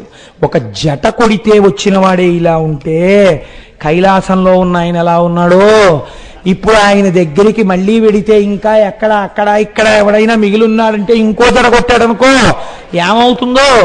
మహానుభావ ఇప్పుడు ఏమిటి దీనికి పరిష్కారం అని అడిగితే, ఈలోగా ఆయన ఏం చేశాడో తెలుసా అండి? వీరభద్రుడు చేతిలో పట్టిసం పెద్ద కత్తి పెట్టి కొట్టాడు వీళ్ళందరినీ. దాని నిండా నెత్తురు ముద్దల కింద అంటుకుంది. ఈ పట్టిసాన్ని పట్టుకెళ్ళి గోదావరి నదిలో ఆ నెత్తురంతా కడిగి శాంతమూర్తి అయ్యాడు. ఎక్కడ తన చేతిలో ఉన్న పట్టిసాన్ని వీరభద్రుడు కడిగాడో అదే పట్టిసం తీర్థం, మన క్షేత్రం. చిత్రం ఏమిటో తెలుసా అండి? ఇప్పటికీ కూడా మనం ఆ దక్షారామం మనకి 28 కిలోమీటర్ల దూరంలో ఉంది. కానీ శంకరుడు ఎంతటి అనుగ్రహమో తెలుసా అండి? ముహూర్తం దాటిపోతున్నా గోదావరి తేలేకపోయామని ఋషులు బాధపడుతుంటే అయ్యయ్యో వేళ మించిపోతోందని తనంత తానుగా శంకరుడు వెలిసినటువంటి క్షేత్రం అది, ఆ భీమనాథుడు. అందుకే ఆయన దర్శనం చేసుకుంటే చాలు సమస్త భోగములను ఇచ్చేస్తాడు. మీకు ఇంకా చాలా ఆశ్చర్యకరమైన విషయం ఏమిటో తెలుసా అండి? శంకరుడు ఎక్కడ చూసినా విరాగిగా ఉంటాడు. ఒక్క భీమారామంలో మాత్రం సమస్త భోగములను అనుభవిస్తాడు. ఆయన ఏకాదశి నాడు అనుభవించే భోగం గురించి చెప్తే మీరు ముక్కున వేలేసుకుంటారు. అటువంటి భోగాన్ని కూడా ఆయన అనుభవిస్తాడు. ఉత్సవమూర్తుల్ని బాగా చీకటి పడిపోయి స్వామికి పక్కన ఉన్నటువంటి అమ్మవారు బాగా నిద్ర పట్టేసింది అన్న తర్వాత అర్చకులు చప్పుడు చేయకుండా దక్షారామం భీమారామంలో అంతరాలయంలో ఉన్నటువంటి ఉత్సవమూర్తి శంకరుణ్ణి ఒక్కడిని తీసుకొచ్చి బయట శివపార్షదులైనటువంటి నంది చండీ మొదలైనటువంటి ఉత్సవమూర్తుల్ని కాపు పెట్టి కింద అమ్మవారు శ్రీచక్రం వేసిన అమ్మవారు ఉన్నారు. ఆ అమ్మవారి గదిలో శంకరుణ్ణి పెట్టి బయట తలుపులేస్తారు. రాత్రంతా వీళ్ళు కాపలా ఉంటారు. మళ్ళీ తెల్లవారక ముందే ఈ మూర్తులు మాణిక్యాంబా సమేత భీమేశ్వరుడిగా పైకి వెళ్ళిపోతాయి. ఆయన అంతటి భోగాన్ని అనుభవిస్తాడు. దక్షారామంలో భోగమూర్తి శంకరుడు. అందుకే ఐశ్వర్యము భ్రంశమైన కష్టాలు వచ్చినా దక్షారామం వెళ్ళి దర్శనం చేసుకోమని చెప్తారు. అటువంటి దక్షారామం ఎంత గొప్ప దక్షారామమో తెలుసా అండి? అది ఆ దక్షారామ క్షేత్రంలో వెళ్ళిన వాళ్ళు చెప్పుకుంటుంటారట. ఏమనో తెలుసా అండి? ఆ గుళ్ళోకి వెడితే అయితే ఇవ్వాలంటే అలా చెప్పుకునే వాళ్ళు లేరని నేను ప్రాజ్ఞులు ఉన్నారు. కానీ కేవలం వెళ్ళడం కాదు, మన అదృష్టం మనకి ఇంత దగ్గరలో ఉన్న క్షేత్రం గురించి శ్రీనాథ మహాకవి అంటాడు. ఎచ్చోట దాబారి ఇర్రి రూపము దాల్చి ఎతి సాధ్య సంబుతో అద్ధరంబు పాటిల్లెనెచ్చోట భాషావధూటికి అతి జుగుప్సితమైన అంగవికృతి ఎచ్చోట ముచ్చిచ్చు ఏడేసి నాల్కలు కొండనాల్కలు దాకా కోతపడియే ఎచ్చోట నులివేడి ఎండబండులు రాలి పూషార్కు వదనంబు బోషిపడియే దక్షుడెచ్చోట పొట్టేలి తలధరించే బిందువందయ్యనెచ్చోట ఇందుడనుచు చెపుదురు వీరభద్ర విజృంభణంబు భీమమండలి నుండు ప్రా పెద్దమునులు. ఆ దక్షారామం లోపలికి వెళ్ళి ఆ గుడిని చూపిస్తూ చెప్పుకుంటారట. ఏమని? ఎచ్చోట దాబారె ఇర్రి రూపము దాల్చి యతి సాధ్య సంబుతో అద్ధరంబు. వీరభద్రుడు ఆ యాగంలోకి రాగానే యాగం జింక రూపం దాల్చి పారిపోయింది అక్కడి నుంచి. ఇక్కడే యజ్ఞం జింక రూపంతో పారిపోయింది వీరభద్రుణ్ణి చూసి. పాటిల్లెనెచ్చోట భాషావధూటికి అతి జుగుప్సితమైన అంగవికృతి. ఇక్కడే సరస్వతీదేవికి ముక్కు తెగి కింద పడిపోతే అంగవైకల్యం వచ్చింది సరస్వతీదేవికి. ఎచ్చోట ముచ్చిచ్చు ఏడేసి నాల్కలు కొండనాల్కలు దాకా కోతపడియే. ఇక్కడే త్రేతాగ్నుల యొక్క నాల్కలు కొండనాల్కల వరకు కోత వేయబడ్డాయి. ఎచ్చోట నులివేడి ఎండబండులు రాని పూషర్కవదనంబు బోసిపడియే. ఇక్కడే పూష అనబడేటటువంటి సూర్యుడి యొక్క పళ్ళు రాలిపోయి బోసినోటి వాడైపోయాడు. దక్షుడి చోట పొట్టేలి తలధరించే. ఇక్కడే దక్షుడు పొట్టేలు తలకాయ పెట్టుకుని పూజ చేయవలసి వచ్చింది. చిందువందయ్యనే చోట ఇందుడనుచు. ఇక్కడే చంద్రుడు అవమానాల పాలయ్యాడు. చెప్పుదురు వీరభద్ర విజృంభణంబు. ఈ ప్రాంతంలోనే వీరభద్రుడు గజ్జెలు కట్టి ఆ దక్షయజ్ఞ ధ్వంసం చేశాడు. చెప్పుదురు వీరభద్ర విజృంభణంబు భీమమండలి నుండు ప్రా పెద్దమునులు. ఆ భీమమండలిలో ఉండేటటువంటి పెద్దలు మునులు చెప్పుకుంటుంటారు, అది అటువంటి దక్షారామ క్షేత్రం ఈ క్షేత్రం అని. అక్కడికి వెళ్ళి దీని మీద పాదం పెట్టడమే గొప్ప అని వెళ్ళి ప్రణిపాతం చేసి నమస్కారాలు చేస్తుంటారట. ఇప్పటికీ దక్షారామం యొక్క గొప్పతనం ఏమిటో తెలుసా అండి? దక్షారామంలో ఏదైనా ఉత్సవం చేస్తే సూక్ష్మ రూపాలతో ఆలయాల్ని ఉత్సవానికి సిద్ధం చేస్తారట. ఎలా చేస్తారట తెలుసా అండి? గల్లు గల్లని రత్న కంకణంబుల మ్రోయ గంధవాహనియాలు కసవు నూట్పు. కాళ్ళ గజ్జెలు గల్లు గల్లుమంటుండగా వాయుదేవుడి భార్య వచ్చి రేపు శివుడికి ఇక్కడ ఉత్సవం జరుగుతుందని దక్షారామ దేవాలయం అంతటినీ ఊడుస్తుంది. లక్ష్మికింగేలి లీలారవిందమ్మునగలయంపి చిలికించు కమ్మదేని. లక్ష్మీదేవి చేతిలో ఉండేటటువంటి పద్మంలో ఉన్నటువంటి తేనెని తీసి లక్ష్మీదేవి ఆ దక్షారామంలో కలాపి చల్లుతుంది. తామ్రపర్ణియు తాను తారకాపదగంగ వలిముచ్చముల రంగ వల్లి తీర్చు. ఆకాశగంగా తామ్రపర్ణి వీళ్ళిద్దరూ కలిసి వచ్చి రేపు ఇక్కడ శంకరుడికి ఉత్సవం అవుతుందని ముత్యాల ముగ్గులు పెడతారట. అధివాసనము చేయు యముని శుద్ధాంతంబు ధూమోర్ణ మహిసాక్షి ధూమఘటిక. యముడి భార్య పేరు చాలా చిత్రమైనటువంటి పేరు ధూమోర్ణ. ఆవిడ వచ్చి దున్నపోతు మించి దిగి చేతిలో సాంబ్రాన్ని పట్టుకుని దేవాలయానికి అంతటికి ధూపం వేసి వెడుతుందిట. సప్త పాతాళ నాగేంద్ర చంద్రముఖలు ఫణమతి జ్యోత్స్న దివ్య గంబముల కుదురు సోమమకుటిని గారాబు జొటి అయిన దక్షమాటిక ప్రతి మహోత్సవమునందు. పాతాళలోకంలో ఉండేటటువంటి నాగకాంతలు తమ పడగల మీద ఉండేటటువంటి మణుల కాంతులతో ఆ చీకట్లో తెల్లవారుజామునొచ్చి భీమేశ్వరుడికి దీపాలు పడతాయిట. ఎప్పుడిప్పుడు దక్షారామంలో ఉత్సవాలు జరిగినా ఇది జరగవలసినదే. అంత గొప్ప క్షేత్రం ఆ దక్షారామం. అదే దక్షవాటిక. ఇవాళ రోజున మనం ద్రాక్షారామం అంటాం. ద్రాక్షారామం దానిమ్మ పండు రామం కాదు, దక్షారామం దాని పేరు. దక్షుని యొక్క ఆరామము. కాబట్టి ఆ దేవతలందరూ కూడా పరుగున చతుర్ముఖ బ్రహ్మగారి దగ్గరికి వెళ్ళారు. వెళ్ళి, అయ్యో మహానుభావుడైనటువంటి శంకరుడికి ఆ గ్రహాన్ని తెప్పించినటువంటి పాపము యొక్క ఫలితాన్ని మేము ఇవాళ అనుభవిస్తున్నాం. ఇంత భయంకరంగా ఉంది, కాబట్టి మేము ఎలా ఇవాళ బతికి బట్ట కడతామని అడిగారు. అడిగితే ఆయన అన్నాడు, మీరు చేసినటువంటి పాపము సామాన్యమైనటువంటి పాపం కాదు. ఆయన శర్వుడు, భవుడు, ఉగ్రుడు, భీముడు, రుద్రుడు, పశుపతి, మహాదేవుడు, ఈశానుడన్న పేరుతో సమస్త లోకములందు 8 రూపములతో ప్రకాశిస్తున్నవాడు పరమశివుడు. అటువంటి పరమశివుడిని యజ్ఞంలో భాగం లేకుండా నిరీశ్వర యాగం ఏమిటి? బుద్ధి లేనివాడు వాడు చేశాడు అనుకోండి ఆ యాగాన్ని. బుద్ధి గడ్డి తిందిరా మీకు, మీరెలా వెళ్ళారా యాగానికి? ఇది చేయకూడదని ముఖమ్ముడగా చెప్పవలసిన బాధ్యత మీకు లేదా? ఎందుకు వెళ్ళారా? అనుభవించారు మీరు.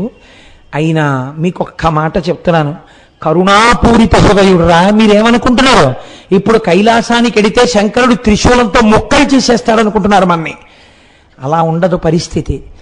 మనం బుద్ధి తెచ్చుకుని ఆయనకి నమస్కరించడానికి ఎడితే ఎంత ప్రసన్నమూర్తిగా ఉంటాడో చూడండి.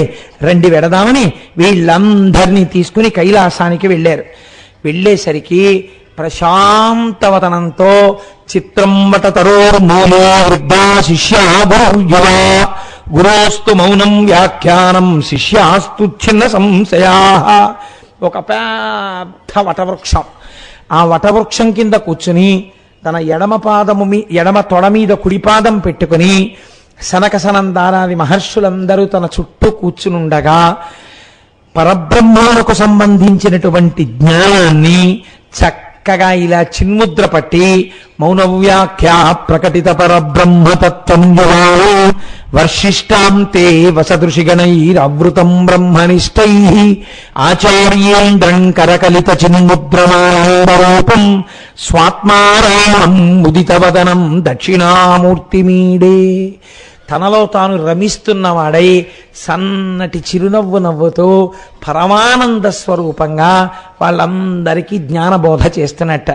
ఎక్కడ చూసినా కైలాస పర్వతం మీద చక్కటి లతావితానములు, పొదరిళ్ళు, ఎందరో ఋషులు, ప్రమథగణాలు, నందీశ్వరుడు, గంటల చప్పుడు, వచ్చేటటువంటి విమానాలు, వెళ్ళేటటువంటి విమానాలు, శంకరుడికి చేస్తున్నటువంటి నమస్కారాలు, పరమ భక్తితో అందరూ పంచాక్షరీ మహామంత్రాన్ని జపం చేసుకుంటూ పరమ రమ్యంగా శోభాయమానంగా ఉంది ఆ కైలాస పర్వతం.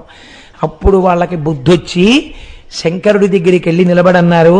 సమత ఎదిగా కథావకాశంబులైన శక్తి శివరూపముల క్రీడసలుపు ఊర్ణనాభిగతి విశ్వజనన వినాశ వృద్ధి హేతు భూతుండవగుచుందువు ఈశరుద్ర. మా బుద్ధి గడ్డి తిందయా స్వామి. నీవు శక్తి అయిన అమ్మవారితో కలిసి ఈ లోకములనన్నిటినీ కూడా సాలెపురుగు ఎలా అల్లుతుందో అలా ఈ లోకాలనన్నిటినీ సృష్టి చేస్తున్నావు, ఈ లోకాలను నిలబెడుతున్నావు, ఈ లోకాలనన్నిటినీ లయ చేస్తున్నావు. అటువంటి పరమాత్ముడవైనటువంటి నిన్ను గుర్తెరగక మేము ధూర్తతనంతో ప్రవర్తించి నిరీశ్వర యాగానికి వెళ్ళాం. చాలా భయంకరమైనటువంటి స్థితిలో ఉంది. ఎందరికో ఎముకలు విరిగిపోయాయి, అంగవైకల్యం సంభవించింది, పడిపోయి ఉన్నారు దక్షవాటిలో. ఈశ్వర నువ్వు కాకపోతే ఎవరు రక్షిస్తారు? కృప చేసి కాపాడమని అడిగారు. అడిగితే శంకరుడు వెంటనే చిరునవ్వు నవ్వి, బిడ్డలు మీరు తెలుసుకుంటే చాలు, అంతకన్నా మిమ్మల్ని బాధ పెట్టడం నా ఉద్దేశ్యం కాదు. ఎవరెవరు దెబ్బలు తిని మరణించిన వారున్నారో వారందరూ పూర్వం ఎలా ఉన్నారో అంతే తేజస్సుతో సజీవులుగుదురుగాక. దంతములు రాలిపోయినటువంటి పూష అనబడినటువంటి సూర్యస్వరూపము యజమానుల యొక్క పళ్లతో ఆయనే నములుగాక, ఆయనే స్వీకరించుగాక. ఇక నుంచి వారికి పళ్ళు ఊడిపోయాయి కాబట్టి పూష అనబడేటటువంటి సూర్యస్వరూపమునకు మెత్తటి పరమాన్నము నివేదన చేయబడుగాక. ఇప్పటి ఆగిపోయినటువంటి యాగము యథార రీతిగా సశాస్త్రీయముగా వేదం ఎలా చెప్పిందో అలా పూర్తి చేయబడుగాక. దక్షుడి తల తెంపి అగ్నిహోత్రంలో పారేశాడు, అగ్నిహోత్రంలో కాలిపోయింది. కాబట్టి మూర్ఖత్వానికి పిరికితనానికి ప్రతీక కనుక మేకముఖాన్ని తీసుకొచ్చి దక్షుడి యొక్క శిరస్సుకి అతికింపబడుగాక. దక్షుడు సజీవుడగుగాక, బుద్ధి తెచ్చుకొని సంతోషముగా జీవితమును గడుపుగాక. మీ అందరూ పరమ సంతోషంతో ఆనందముగా నుందురుగాక. తన భార్య గురించి మాత్రం లేదు ఎక్కడ. ఇది శంకరుడంటే. ఏ నోరు పెట్టుకుని మీరు శంకరుడి యొక్క స్తోత్రం చెయ్యకుండా ఉంటానని అనగలరండి? ఇంతటి త్యాగి, ఇంతటి మహానుభావుడు శంకరుడంటే. అందరికీ మళ్ళీ వాళ్ళకి వరాలు ఇచ్చేశాడు, అందరినీ పునరుజ్జీవుల్ని చేసేశాడు. ఇప్పుడు మేకముఖం పెట్టుకుని వచ్చాడు దక్షుడు శంకరుడి దగ్గరికి.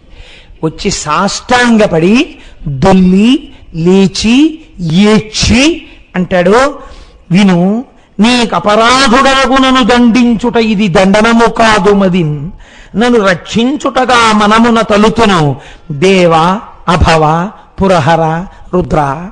తండ్రి దేవ అభవ పురహర రుద్ర, నీవు నన్ను దండించావనుకోవట్లేదు. నువ్వు ఇలా ఈ మస్తిష్కాన్ని తీసేసి ఉండకపోతే ఇంకెన్ని పాపాలు చేసి ఉండేవాణ్ణు. ఈ పాపం ఇక్కడతో తీసేసి నాకొక మేక తలకాయని అమర్చావు. ఇక నుంచి బుద్ధి తెచ్చుకు బతుకుతాను. నువ్వు దండించావన్న బాధ అన్న భావనే నా యందు లేదు. శంకరుడు నన్ను ఎంత రక్షించాడో అని ఇప్పుడు గుర్తెరిగాను. ఏమీ అనలేదండి ఆయన. తథాస్తు, చాలా సంతోషం, దక్ష చక్కగా వెళ్ళి యజ్ఞాన్ని పూర్తి చెయ్యి అని ఆదేశించారు.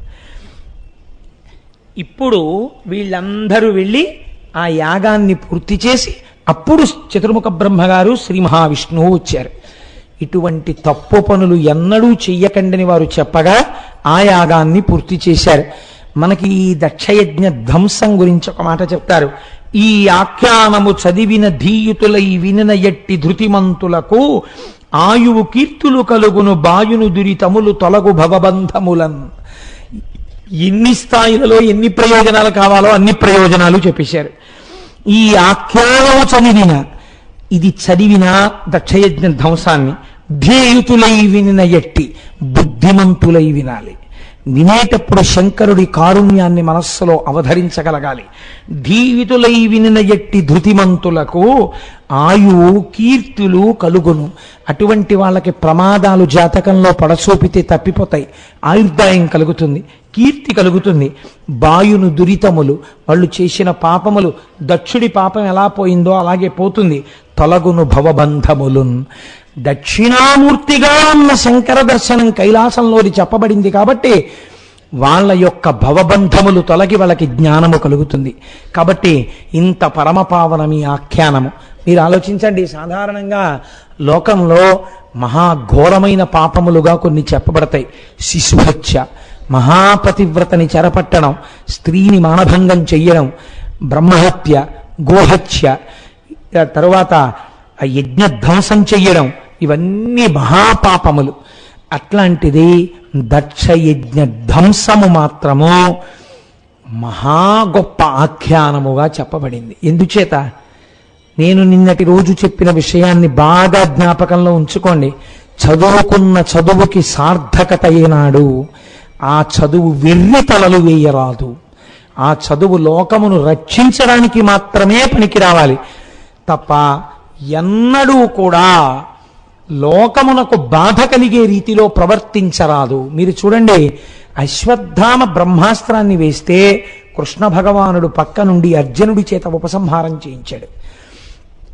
మన ఋషులకు లోకములనన్నింటినీ తల్లడింప చేయగలిగినటువంటి శక్తి కలిగిన మంత్రములకు భ్రష్టలైనప్పటికీ వారు ఎన్నడూ లోక విధ్వంసము జరిగేటట్టుగా మాత్రం ప్రవర్తించలేదు.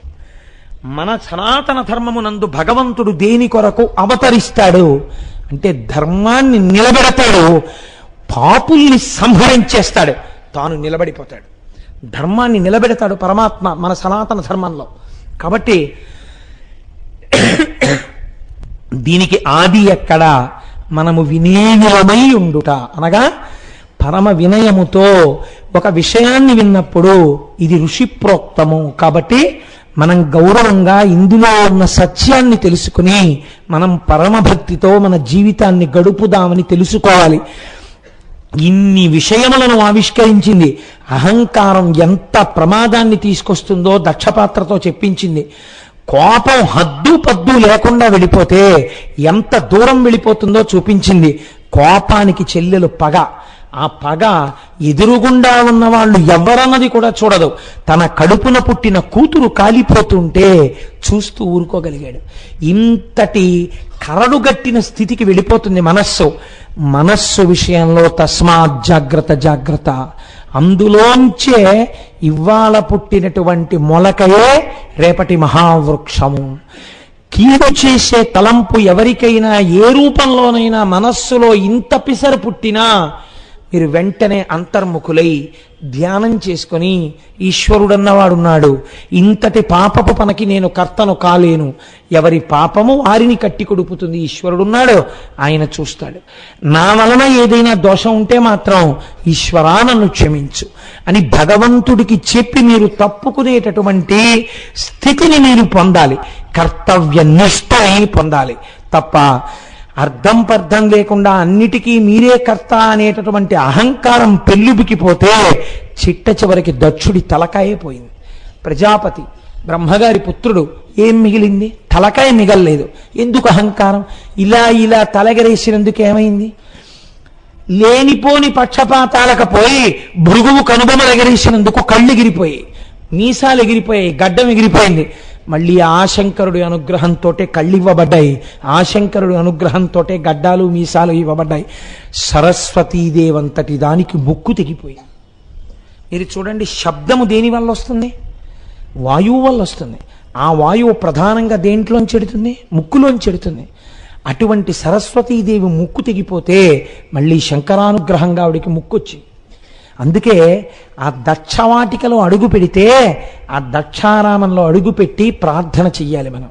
ఈశ్వర, ఇక్కడ ఏ తప్పులు నువ్వు దిద్దావో ఆ తప్పులు కొన్ని కోట్ల జన్మల నుంచి నన్ను సంస్కారములుగా వెంబడిస్తున్నాయి కనుక నాకేమీ తెలియదు. నీ మ్రోల సాగిల పడిపోయి నీ కోనేటిలో స్నానం చేసి, సప్తగోదావరి కనుక స్నానం చేసి నీ చుట్టూ పొర్లుదండాలు పెట్టేస్తాను. ఈ దక్ష యజ్ఞ ధ్వంసమునందు ఇన్ని దోషములు ఆ రోజున జరిగాయో అవి నా యందు పొటమరించకుండా నన్ను కాపాడు. అందుకే ఒక 2 నెలల క్రితం ఒక 100 మందిని దగ్గరగా దక్షారామం బయలుదేరాం. దక్షారామ భీమేశ్వరుడు ఎంత దయాశాలియో మీరు చూడండి. మేం బయలుదేరి వెడితే ఇలా ఆకలి వేసేటప్పటికే మొబైల్ టేబుల్, మొబైల్ చైర్స్ వచ్చేసాయి. మహానుభావుడు నానాజీ గారు తీసుకొచ్చి మధ్యలో వేసేసి టెంట్లు వేసి టిఫిన్లు పెట్టేశారు. 100 మంది వెళ్ళి సప్తగోదావరిలో స్నానాలు చేసి చక్కగా పొర్లుదండాలు పెట్టుకోవడానికి వీలుగా అర్చకులు ఎప్పుడూ లేని దేవాలయాలు తెరిచి పాపం ఎదురు చూసి పూజలు చేయించి ఇంతమంది ఇంత పూనికతో వచ్చారు. మాకు పావలా కాసు మీరు ఇవ్వాల, మీ అందరూ కూర్చోండి, మీకు ఆశీర్వచనం చేస్తామన్నారు వాళ్ళు. కాబట్టి దక్షారామ భీమేశ్వరుడి అనుగ్రహమే అనుగ్రహం. ఇంత దగ్గరలో ఉన్న క్షేత్రం మనకి దక్షారామం కనుక ఆ దక్షారామము అంత గొప్ప క్షేత్రం. నా మనస్సుకు ఒక గొప్ప జవాబు దొరికింది. శివమహాపురాణం తర్వాత మనస్సు సంతోషపడ్డానికి వెంటనే ఎక్కడికి వెళ్ళాలనుకున్నాను, మిగిలింది పూర్తి చేయను. కనుక అటువంటి దక్షవాటిక మనకి దగ్గరలో ఉండడం మన యొక్క అదృష్టహేతు. అంత గొప్ప దక్షయజ్ఞ ధ్వంసము జరిగిపోయిన తరువాత సతీదేవి ఆ తల్లి మాత్రం శరీరాన్ని వదిలిపెట్టింది. ఇప్పుడు దేవతలకి జగదంబ శక్తి స్వరూపిణి కావాలి. దేవతలందరూ అమ్మవారిని స్తోత్రం చేశారు. అమ్మా, నువ్వు మళ్ళీ ఆవిర్భవించాలి, మమ్మల్ని అందరినీ రక్షించాలి. అమ్మ ప్రసన్నురాలు. అమ్మ కోపం ఎంతసేపు ఉంటుందండి? తాటాకుల మంట. నాన్నగారి కోపం అయితే భయంకరంగా ఉంటుంది, కానీ అమ్మ కోపం పెద్ద భయంకరంగా ఏం ఉండదు. అందుకని అమ్మవారు వెంటనే అనుగ్రహ పాత్రంగా వారికి సౌమ్య రూపంతో దర్శనమిచ్చింది. ఇచ్చి మీ అందరి యొక్క కోరిక తీర్చడానికి మళ్ళీ నేను పార్వతి అన్న పేరుతో మేనకా హిమవంతులకు కుమార్తెగా పుడతాను. ఏమి మేనకా హిమవంతులకు ఎందుకు కుమార్తెగా పుట్టాలి? ఆవిడ ఒక రహస్యాన్ని చెప్పింది శివమహాపురాణంలో. నేను సతీదేవిగా ఉండగా శంకరుడితో కలిసి ఆ హిమాలయ పర్వత సానువుల మీద విహరిస్తున్నప్పుడు ఆ మేనకాదేవి నన్ను చూస్తుండేది. చూసి ఎంత అందంగా ఉంటుందో, ఇలాంటి కూతురు నాకుంటేనా అనుకునేది. ఆ భావన కలిగింది కాబట్టి ఆవిడ కడుపున కూతురుగా పుడతాను అంది. ఇందులో మీరు ఒక్క విషయాన్ని తెలుసుకోవాలి. అమ్మవారు ఎంత సులభంగా వశురాలవుతుందో తెలుసా అండి? మీరు రోజు అమ్మవారిని ఏ చక్కటి బాలాస్వరూపానికో నమస్కారం చేసి, మా ఇంట్లో మా అమ్మాయనో మా అమ్మనో మీరు రోజు ఒక్క పువ్వేసి పొంగిపోతున్నారు అనుకోండి, ఒకనాడు ఆ వంశంలో తల్లి అవతరించి తీరుతుంది. ఎందరి ఇళ్లలోనో జరిగింది తెలుసా అండి? ఇళ్లలో పూజ చేస్తుండగా, మీరు నమ్మండి నమ్మకపోండి, నేను ఒక సత్యం చెప్తున్నాను, బాలోపాసన కలిగినటువంటి అనేక కుటుంబాలలో ఇంట్లో అందరూ కూర్చుని ప్రసాదం తీసుకుందామనుకునే వేళటికి చక్కగా బాల రూపంలో వచ్చి కొద్దిగా పువ్వులు కాసిన పువ్వులు ఇస్తారా అండి అనో, లేకపోతే నాకు కొంచెం ఆ ప్రసాదం పెడతారా అండి అనో అడిగి తిని వెడుతుంది, పుచ్చుకుని వెడుతుంది. నేను ధైర్యంగా చెప్పేస్తున్నాను ఇవాళ మీకు. మనం శరన్నవరాత్రులు చేశాం కదండి. శరన్నవరాత్రులు ఎలా చేస్తే బాగుంటుంది అని ఒకరోజు ఆఫీస్లో కూర్చుని ఉత్తినే ఎందుకు వచ్చిందో తెలియదు ఆలోచన. ఒక రఫ్ పేపర్ తీసి ఒక 20 నిమిషాల సేపు ఇలా ఉంటే బాగుంటుంది కార్యక్రమము అని ఒక రఫ్ ఉత్తినే అలా రాశాను. నేను ఇక్కడ రఫ్ తయారు చేస్తున్న వేళలోనే నాకు దేహబంధుత్వం కలిగినటువంటి ఒక కుటుంబంలో చిన్న పిల్ల, మామయ్య గారింటికి ఎడదాం, మామయ్య గారింటికి ఎడదాం, మామయ్య గారింటికి ఎడదాం, నువ్వు తీసుకెడతావా తీసుకెళ్ళవా అని హఠం చేసేసింది. సరే పదం పెడదాం, 5:30కు వస్తారు, మళ్ళీ ఆయన హడావిడిగా ఉంటారు, ఇప్పుడు ఎందుకే పని లేకుండా పెడితే బాగుండదే అంటే, కాదు మామయ్య గారింటికి వెళ్ళవలసిందే అంది. ఆ పిల్ల ఇంటి దగ్గర బయలుదేరి వాళ్ళ తల్లిదండ్రులు మా ఇంటికి తీసుకొస్తున్నారు. రోజు వచ్చినట్టు రాను, నాకు పట్టు లంగా కట్టండి, పట్టు జాకెట్ వేయండి, నేను ఇవాళ మామయ్య గారిని అలా చూడాలి అలా చూడాలని అన్ని పెట్టుకుని పువ్వులు పెట్టుకుని వచ్చింది. నేను ఈ పూజా కార్యక్రమానికి సంబంధించిన రూపకల్పన చేసి రోజు పువ్వులు కొనుక్కోవడానికి ఎడుతుంటాను భానుగుడి జంక్షన్కి. అక్కడికి వెళ్ళి ఆ రోజు పువ్వులు కట్టవయ్యా అంటే ఎన్నో ఏళ్ల నుంచి కడుతున్నాడు అతను నాకు. రోజులే కాకుండా హఠాత్తుగా అతను ఒక సన్నజాజి పూల మాల తీసి కోసి పూజలో వాడండి సార్ అని అందులో పెట్టి కట్టించేసాడు. నేను ఆ సన్నజాజి పూలదండ ఒక్కటి వేరు రకంగా వాడాలని అనుకున్నాను. ఆ రోజే మరునాడు పొద్దున్న పూజలో అలంకారం చెయ్యాలనుకున్నాను. పూలు పట్టుకెళ్ళి ఫ్రిడ్జ్లో పెట్టాను. సంధ్యావందనం చేసుకోవడానికి పూజా మందిరంలోకి వెడుతున్నాను. వెడుతుంటే పిల్లొచ్చి ఎప్పుడు అంత దగ్గరగా రాదు నా దగ్గరికి. గబగబా వచ్చి మామయ్య గారండి మిమ్మల్ని చూడాలని వచ్చానండి అంది. నాకు ఆ పిల్లని చూస్తే ఇదేంటి ఇలా వచ్చింది, ఇంత పట్టులంగా పట్టు జాకెట్టు వేసుకుని అనుకున్నాను. చాలా సంతోషం నాన్న, కూర్చొని సంధ్యావందనం చేసుకోవాలని వెళ్ళిపోయి సంధ్యావందనం చేసుకునే ముందు రేపు పుష్పాలు ఇలా చేద్దాం, అలంకారం అంటే అదో సంతోషం నాకు, ఇలా అలంకారం చేసుకుందాం అనుకుంటున్నాను. నేను గాయత్రి మంత్రం చేసుకుంటుంటే, ఓరి వెర్రివాడా, శరన్నవరాత్రుల కార్యక్రమం రూపకల్పన చేశావు కదా, నువ్వు ఏ గాయత్రిని ధ్యానం చేస్తున్నావో ఆ గాయత్రి బాలరూపంలో పూల కోసమే వచ్చి కూర్చుంది. ఆ పూల ఆ పాపకి ఇవ్వరా అనిపించింది. ఫ్రిడ్జ్లోంచి పూలు తీసుకెళ్లి అమ్మవారికి అలంకారం చేసి ఇలా పట్టుకెళ్ళాను. మామయ్య గారండి నాకేనా అండి పువ్వులు అని గబగబా తీసుకుని తల్లో పెట్టుకుని వెళ్ళిపోయింది ఆ పిల్ల. ఆ తర్వాత శరన్నవరాత్రులు ఎంత వైభవంగా జరిగాయో మీరు చూశారు కదా. నేను ఈ విషయం గర్వానికి చెప్పుకోవట్లేదు, అహంకారానికి అసలు చెప్పట్లేదు. నేను అనుభవించింది చాలా తక్కువ అండి. ఎందరో పెద్దలు అమ్మవారి అనుగ్రహాన్ని ఎంత అనుభవించారో. మేనక ఈ కోరిక కోరుకున్నందుకుగాను ఆమెకి కుమార్తెగా జన్మిస్తానంది తల్లి. అయితే ఈ మేనకా జననమునందు ఒక పెద్ద రహస్యం ఉంది. ఎక్కడ ఉంది ఈ రహస్యం అంటే, దక్ష ప్రజాపతి యొక్క కుమార్తెలలో స్వధ అనబడేటటువంటి ఒక ఆమె ఉన్నది. ఆమెని పితృదేవతలకిచ్చి వివాహం చేశాడు దక్ష ప్రజాపతి. ఆ స్వధకి పితృదేవతలకి కలిపి 3 కుమార్తెలు జన్మించారు. మొదట ఆవిడ పేరు మేనక, రెండవ ఆవిడ పేరు ధన్య, మూడో ఆవిడ పేరు కళావతి. ఈ 3 పుట్టుకతో బ్రహ్మజ్ఞానులు, గొప్ప జ్ఞానమున్నవారు, అయోనిజల స్థాయిలో గౌరవింపబడిన వారు. ఈ 3 ఒకనాడు వైకుంఠమునకు వెళ్ళారు. వెళ్ళి శ్రీ మహావిష్ణువు కొలువు తీరి ఉండగా వీరు లోపలికి వెడితే, భక్తవత్సలుడు మహానుభావుడు, అందులో ఇంత జ్ఞానం ఉన్నవారంటే శ్రీ మహావిష్ణువు ఎంత ప్రీతి చెందుతారు. వాళ్ళని ఉచితాసనముల యందు కూర్చుండబెట్టారు. ఈలోగా సనక సనందనాది మహర్షులు లోపలికి వస్తున్నారు. శివుడి యొక్క సంకల్పం వేరుగా ఉంది. శివ సంకల్పమస్తు అని కదా అంటాం. శివమాయ ప్రసరించింది. ఈ పిల్లలు లేవలేదు. సనక సనందనాదులు లోపలికెడుతున్నారు. బ్రహ్మజ్ఞానులైన వారు వెడుతున్నప్పుడు లేచి నిలబడాలి సభలో. లేవలేదు కనుక వాళ్ళకి ఇబ్బంది కలగకుండా ఉండడం కోసమని సనక సనందనాదులు శాపం ఇచ్చారు. శాపం ఎందుకు ఇస్తారంటే, ఎక్కువ ఇబ్బంది పెట్టకుండా తగ్గించేస్తారు. ఇప్పుడు వాళ్ళన్నారు, మీరు 3 భూమండలమునందు జన్మించెదరుగాక అన్నారు. అప్పుడు వాళ్ళు లేచి సనక సనందనాది మహర్షుల యొక్క పాదముల మీద పడి వేడుకున్నారు, మాకు ఈ శాప విమోచనం ఎలా కలుగుతుంది, ఆజ్ఞాపించవలసినది అని. ఆ పాదముల మీద పడితే ఆనాడు మహానుభావుడు, అందులో ఉండేటటువంటి సనత్ కుమారుడు శాప విమోచనాన్ని చెప్పారు. ఈ మేనక విష్ణువు యొక్క అంశతో హిమవంతుడు భూలోకంలో ఉంటాడు. విష్ణువాంశ కలిగినటువంటి హిమవంతునకు భార్యగా వెడుతుంది. అలాగే ఈ ధన్య మహాజ్ఞాని అయినటువంటి జనక మహారాజు గారికి భార్య అవుతుంది. ఈ కళావతి భూలోకమునందు వృషభానుడు అనబడేటటువంటి ఒక వైశ్యుడికి భార్య అవుతుంది. మేనకా హిమవంతులకు పార్వతీదేవి జన్మిస్తుంది. ధన్య జనకులకు సీతమ్మ తల్లి జన్మిస్తుంది.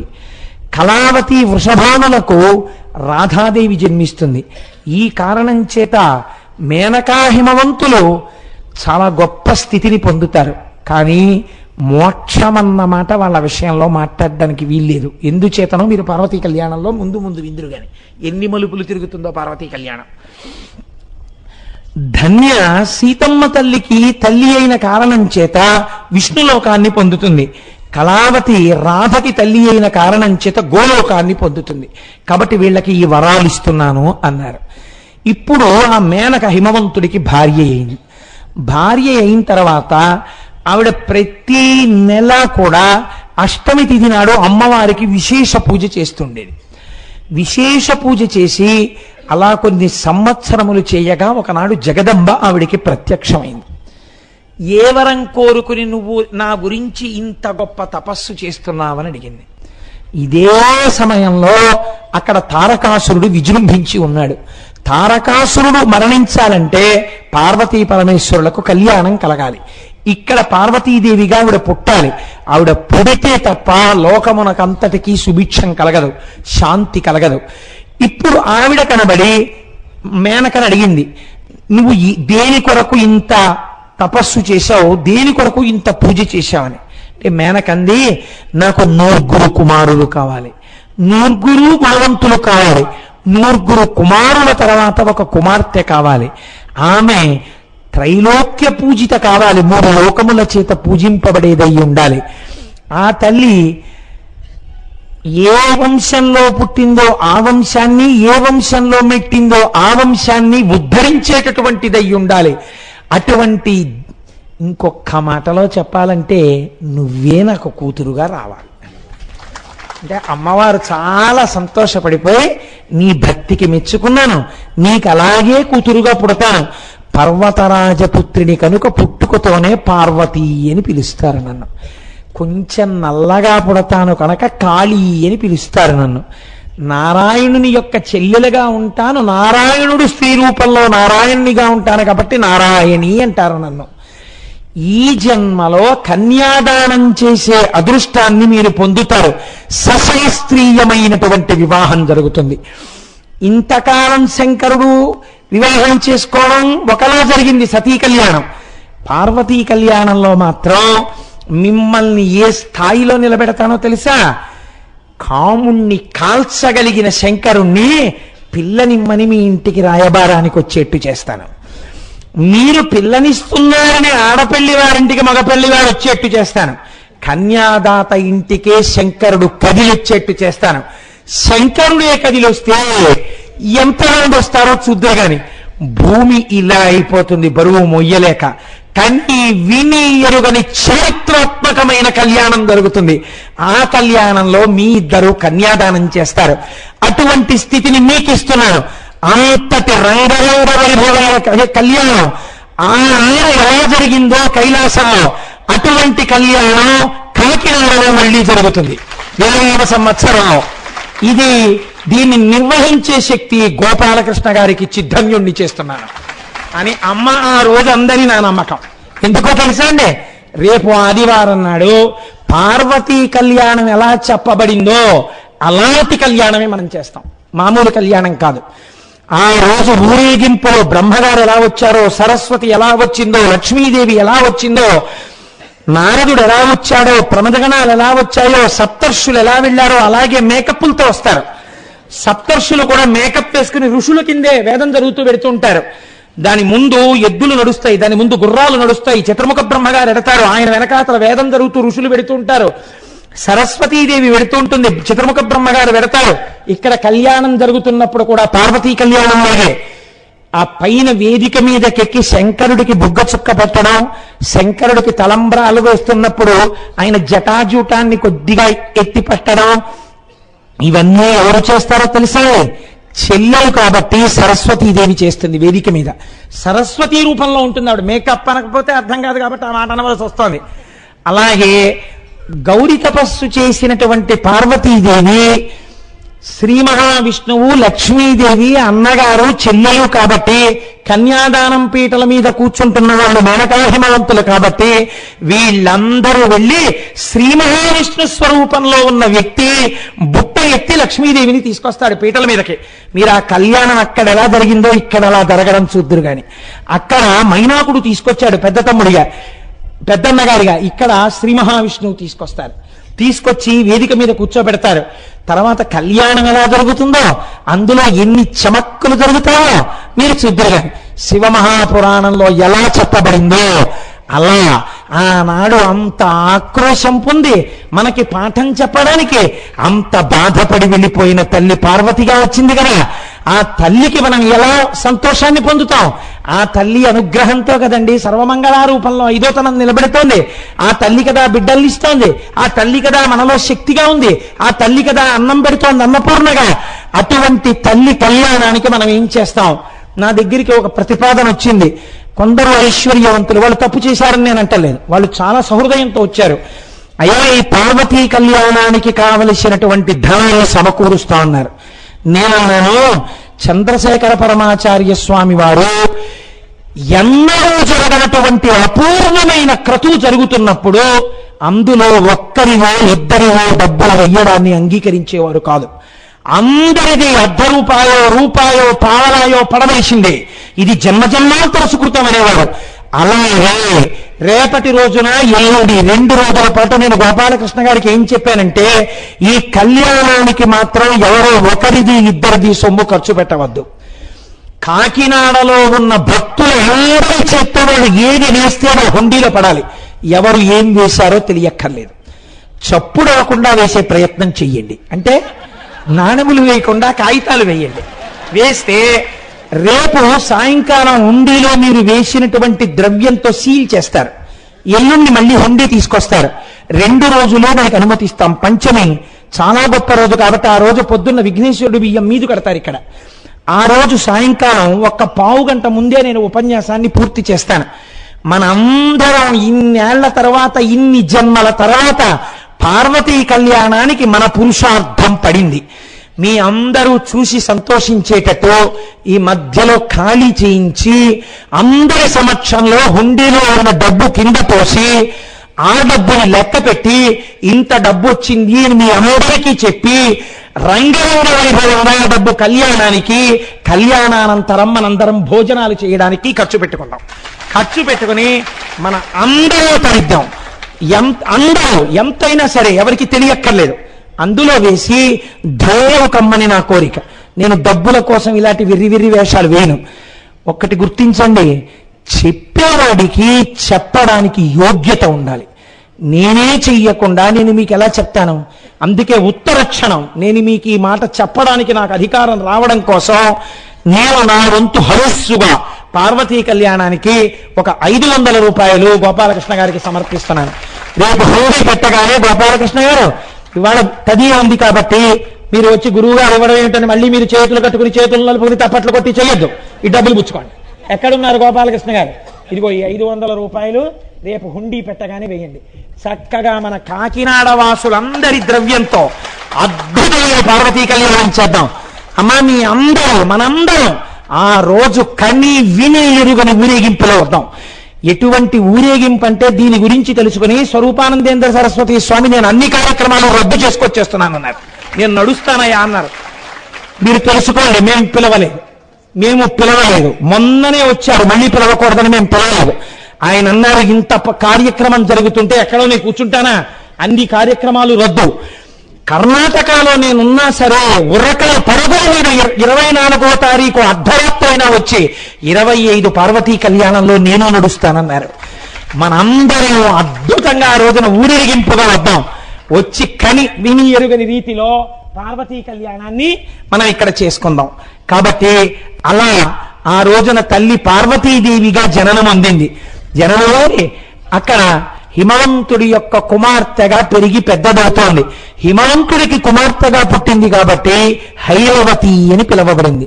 పర్వతరాజపుత్రి కాబట్టి పార్వతి అని పిలవబడింది. చిన్న పిల్లగా పుడితే ఆవిడెవరో తెలుసు కదండి హిమవంతుడికి. హిమవంతుడు వెళ్ళి చెప్పేట, నిజంగా పోతనగారు పరవశించి రాసుకున్నారా పద్యాలు. కడు ఎండిపోయిన ఘనతటాకమునకు వరిపూరము నిండ వచ్చినట్లు తన రాక తరి చూచి వనజంబులుబ్బంగ పొలుపొంద నర్కొండు పొడిచినట్లు కమలహీనంబైన కమలాకరంబులో కమలపుంజంబులు కలిగినట్లు ఘన తమ పటలంబు కప్పిన మింటిపై తుది చంద్రబింబంబు తోచినట్లు గిరిలలోన నొక్క గిరినైన నా పేరు వెలయ చేసి తిప్పుడు జలజనయన నీకు తండ్రినైతి నాకింత చాలదే ఇది మహాద్భుతంబు ఇందువదన అన్నట్ట. నిజంగా ఆయన అంటాడు, కడు ఎండిపోయిన ఘనతటాకమునకు వరిపూరము నిండ వచ్చినట్లు. ఎండిపోయిన చెరువు పెచ్చులుగా మట్టి రేగిపోతుంటే ఇది ఒకప్పుడు చెరువండి, ఇప్పుడు ఎండిపోయింది అని అందరు అంటుంటే అద్భుతమైన వర్షం కురిసి మళ్ళీ ఆ చెరువు నిండితే ఆ చెరువు ఎంత అందంగా ఉంటుందో. అమ్మా, ఇవాళ నా ఇల్లు అలా ఉంది. తన రాక తరిచూచి వనజంబులుబ్బంగ పొలు పొందనర్కొండు ఒడిచినట్లు. తామర పూలు వికసించడం కోసమని సూర్యుడు ఉదయిస్తే చాలని అలా తపస్సు చేస్తే సూర్యబింబం ఉదయించి కిరణములు పడితే ఆ కిరణ స్పర్శ చేత తామర పూలు విచ్చుకున్నట్లు కమలహీనంబైన కమలాకరంబులో కమలపుంజంబులు కలిగినట్లు. కమలములు లేనటువంటి సరోవరం కళాహీనంగా ఉంటే అందులో మళ్ళీ కమలములు పుడితే ఎంత అందంగా ఉంటుందో అంత అందంగా తటాకం అయినట్టు ఘనతమ పతలంబు కప్పిన మింటిపై తుది చంద్రబింబంబు తోచినట్లు చీకటిగా ఉన్న ఆకాశంలో చంద్రబింబం ఉదయిస్తే ఎంత అందంగా ఉంటుందో అంత అందంగా చంద్రబింబం ప్రకాశిస్తున్నటువంటి ఆకాశం వెలుగొందినట్టు గిరిలలో నన్నొక్క గిరినైన నా పేరు. అమ్మా, ఎన్ని కొండలున్నాయో లోకంలో, అలాంటి కొండల్లో నేను కొండనమ్మా. ఇన్నాళ్ళు నన్ను ఏమనేవారో తెలుసా? ఆ కొండ అనేవారు. కానీ అమ్మా, ఇవాళ నువ్వు మా ఇంట్లో పుడితే నేనేమయ్యానో తెలుసా తల్లి? గిరిలలో నన్నొక్క గిరినైన నా పేరు వెలయ చేసి ఇప్పుడు జలజనయన. అమ్మా, ఇప్పుడు లోకంలో అంతా ఏమని చెప్తున్నారో తెలుసా? హిమవంతుడు పార్వతీదేవి తండ్రి. హిమవంతుడు ఎంత అదృష్టవంతుడో తెలుసా? అమ్మా అన్నం తినమ్మా అంటాడు. అమ్మా అని ఇలా బుగ్గలు పుట్టుకుంటాడు. అమ్మా అని తల పట్టుకుని ముద్దు పెట్టుకుంటాడు. అమ్మా అని ఆ శిరస్థానమునందు ఆగ్రహిస్తాడు. అమ్మా ఉత్తరీయం తెస్తావా అంటే తల్లి పట్టుకెళ్ళి ఉత్తరీయం ఇస్తే ఉత్తరీయం వేసుకుంటాడు అని, అమ్మా నేను ఇప్పుడు కొండని కానమ్మా, నా పేరు ఎంత చెప్పుకుంటున్నారో తెలుసా అమ్మా లోకంలో, హిమవంతుడు ఇంతటి వాడని గర్వంతో తలెత్తుగా నిలబడుతున్నానమ్మా. ఇంత గర్వం ఇంత ఆనందం ఎందుకు వచ్చాయో తెలుసానలి, విలయ చేసి తిప్పుడు జలజలయన నీకు తండ్రినైతి నాకింత చాలదే, ఇది మహాద్భుతంబు ఇందువదన. ఒక కొండెక్కడా, అమ్మవారికి తండ్రి అవ్వడం ఎక్కడా. అమ్మా నీకు తండ్రిని చేశావమ్మా, నా జీవితానికి ఇది చాలదా అని ఆ అమ్మవారిని ఇలా పట్టుకుని రెండు చేతులతో కన్నీరు కారుస్తూ భక్తితో పరవశించిపోయాట హిమవంతుడు. మీరొక్క మాట నమ్ముతారా, నేను ఒక రోజు రాత్రి 11 గంటల వేళ ఈ పుస్తకం చదువుతున్నప్పుడు ఈ పద్యం చదివాను. చదివి సోఫాలో వెనక్కి కూర్చుని నిజంగా ఆ రోజున ఆ చిన్న పార్వతీదేవిని చూసి హిమవంతుడు ఎంత పొంగిపోయాడో అని నాకు ఆనందం ఆగక నా కూతురు పడుకున్న గదిలోకి వెళ్ళి నిద్ర లేపి, నీకు తండ్రినైతి నాకింత చాలదే, ఇది మహాద్భుతంబు ఇందువదన అని మా అమ్మాయి తల పట్టుకుని దాని మూర్ధన్య స్థానమును ఆగ్రానించి వెళ్ళిపోతే అది కంగారు పడిపోయింది. ఏంటి నిద్ర లేపి నాన్నగారు ఏదో చెప్పి వెళ్ళారని, నేను పడుకున్నాక మళ్ళీ వచ్చి నాన్నగారండి ఏమ్మా అన్నాను. ఏమిటండి నిద్రలేపి ఏదో అన్నారు మీరు అంది. ఏమన్నా తప్పైందా అని అనగారండి నా వల్ల అంది. అయ్యయ్యో నాన్న అది కాదురా, పార్వతీ కళ్యాణం ఎప్పుడే నేను వీరభద్ర విజయంలో పోతన గారి పద్యాలు చదువుతున్నాను రా. నీకు తండ్రినైతి నాకింత చాలదే, ఇది మహాద్భుతంబు ఇందువదన. ఆ హిమవంతుడి ఆనందం నేనెందుకు పొందలేను? నా ఇంట ఉంది పార్వతీదేవి, పర్వతంలా ఇంత ఎత్తు నన్ను ఇచ్చాడుగా ఈశ్వరుడు అని ఉండబట్టలేక రేపటి వరకు ఆగలేక నిన్ను లేపి నీ మూర్ధన్య స్థానమును వాసన చూసొచ్చి పడుకున్నానమ్మా. అంటే మీ అఘాయిత్యం పురాణాలు చదవడం ఇలాంటి ప్రయోగాలు చేయకండి అని మా ఆవిడ చెప్పిన విషయాన్ని సభాముఖంగా చెప్పినది మా ఆవిడ చేత తీవ్రముగా స్వీకరింపబడకుండుగాక.